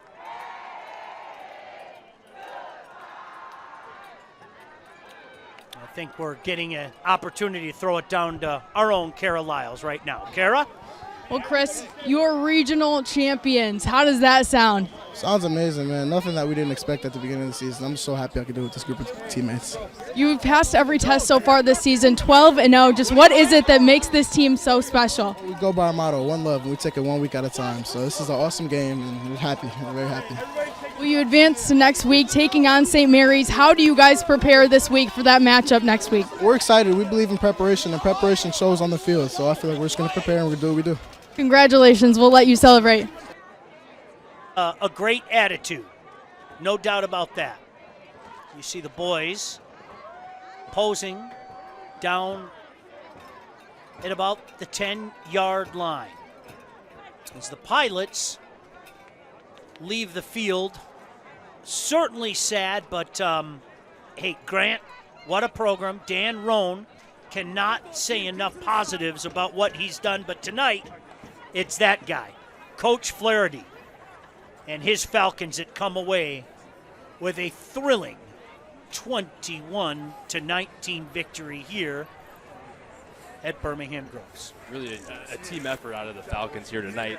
They knew it was going to be a dogfight. They knew it was going to come down to the whistle. Going against a program like Salle, they did their darn thing tonight. Yeah, no doubt about it. Not a lot of people leaving here tonight either, trying to take in the moment. You think these guys are fired up? You think Coach Flaherty's fired up? Oh, I love to see that. Isn't that great? Oh, nice to see the smile on Coach Flaherty's face. I'm going to say it again. The Pilots, nothing to hang their head about. Nothing to hang their head about. Is there at the other side of the field taking a knee, saying a prayer down there? You know they'll be back. That's what they do. And there's that trophy. Isn't that what everybody's vying for? Of course you want the one at Ford Field, but hey, you want that regional title, man. There's no two ways about that. And that's exactly what Groves did.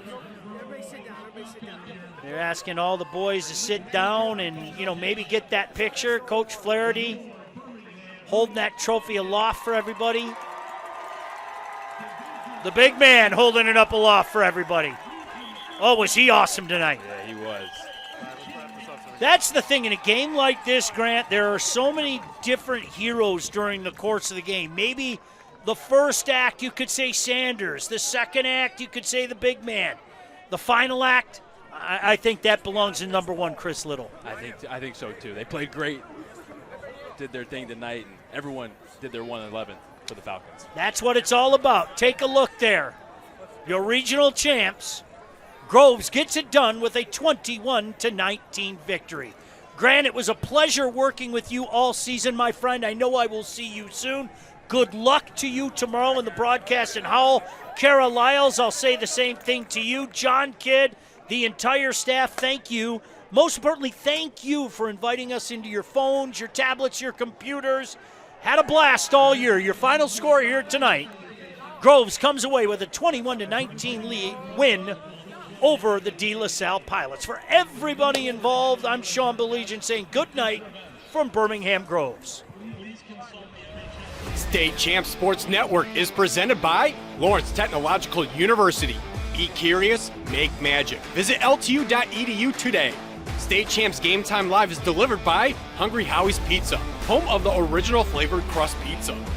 State Champs Game Time Live is also brought to you by Reaction Technologies. Up your game. Go to reactiontechnologies.com for more information. The Construction Association of Michigan, the voice of the construction industry in Michigan. Alta Equipment, Michigan's #1 construction equipment provider, proudly representing the industry's top brands. Get the right equipment for your project every time with Alta Equipment. Fresh Perspective Seminars, your resource for obtaining scholarships for college. The Salvation Army, registered to ring campaign. Support the annual Red Kettle campaign. Go to registertoring.com today. And the Michigan High School Athletic Association, promoting the value and values of educational athletics.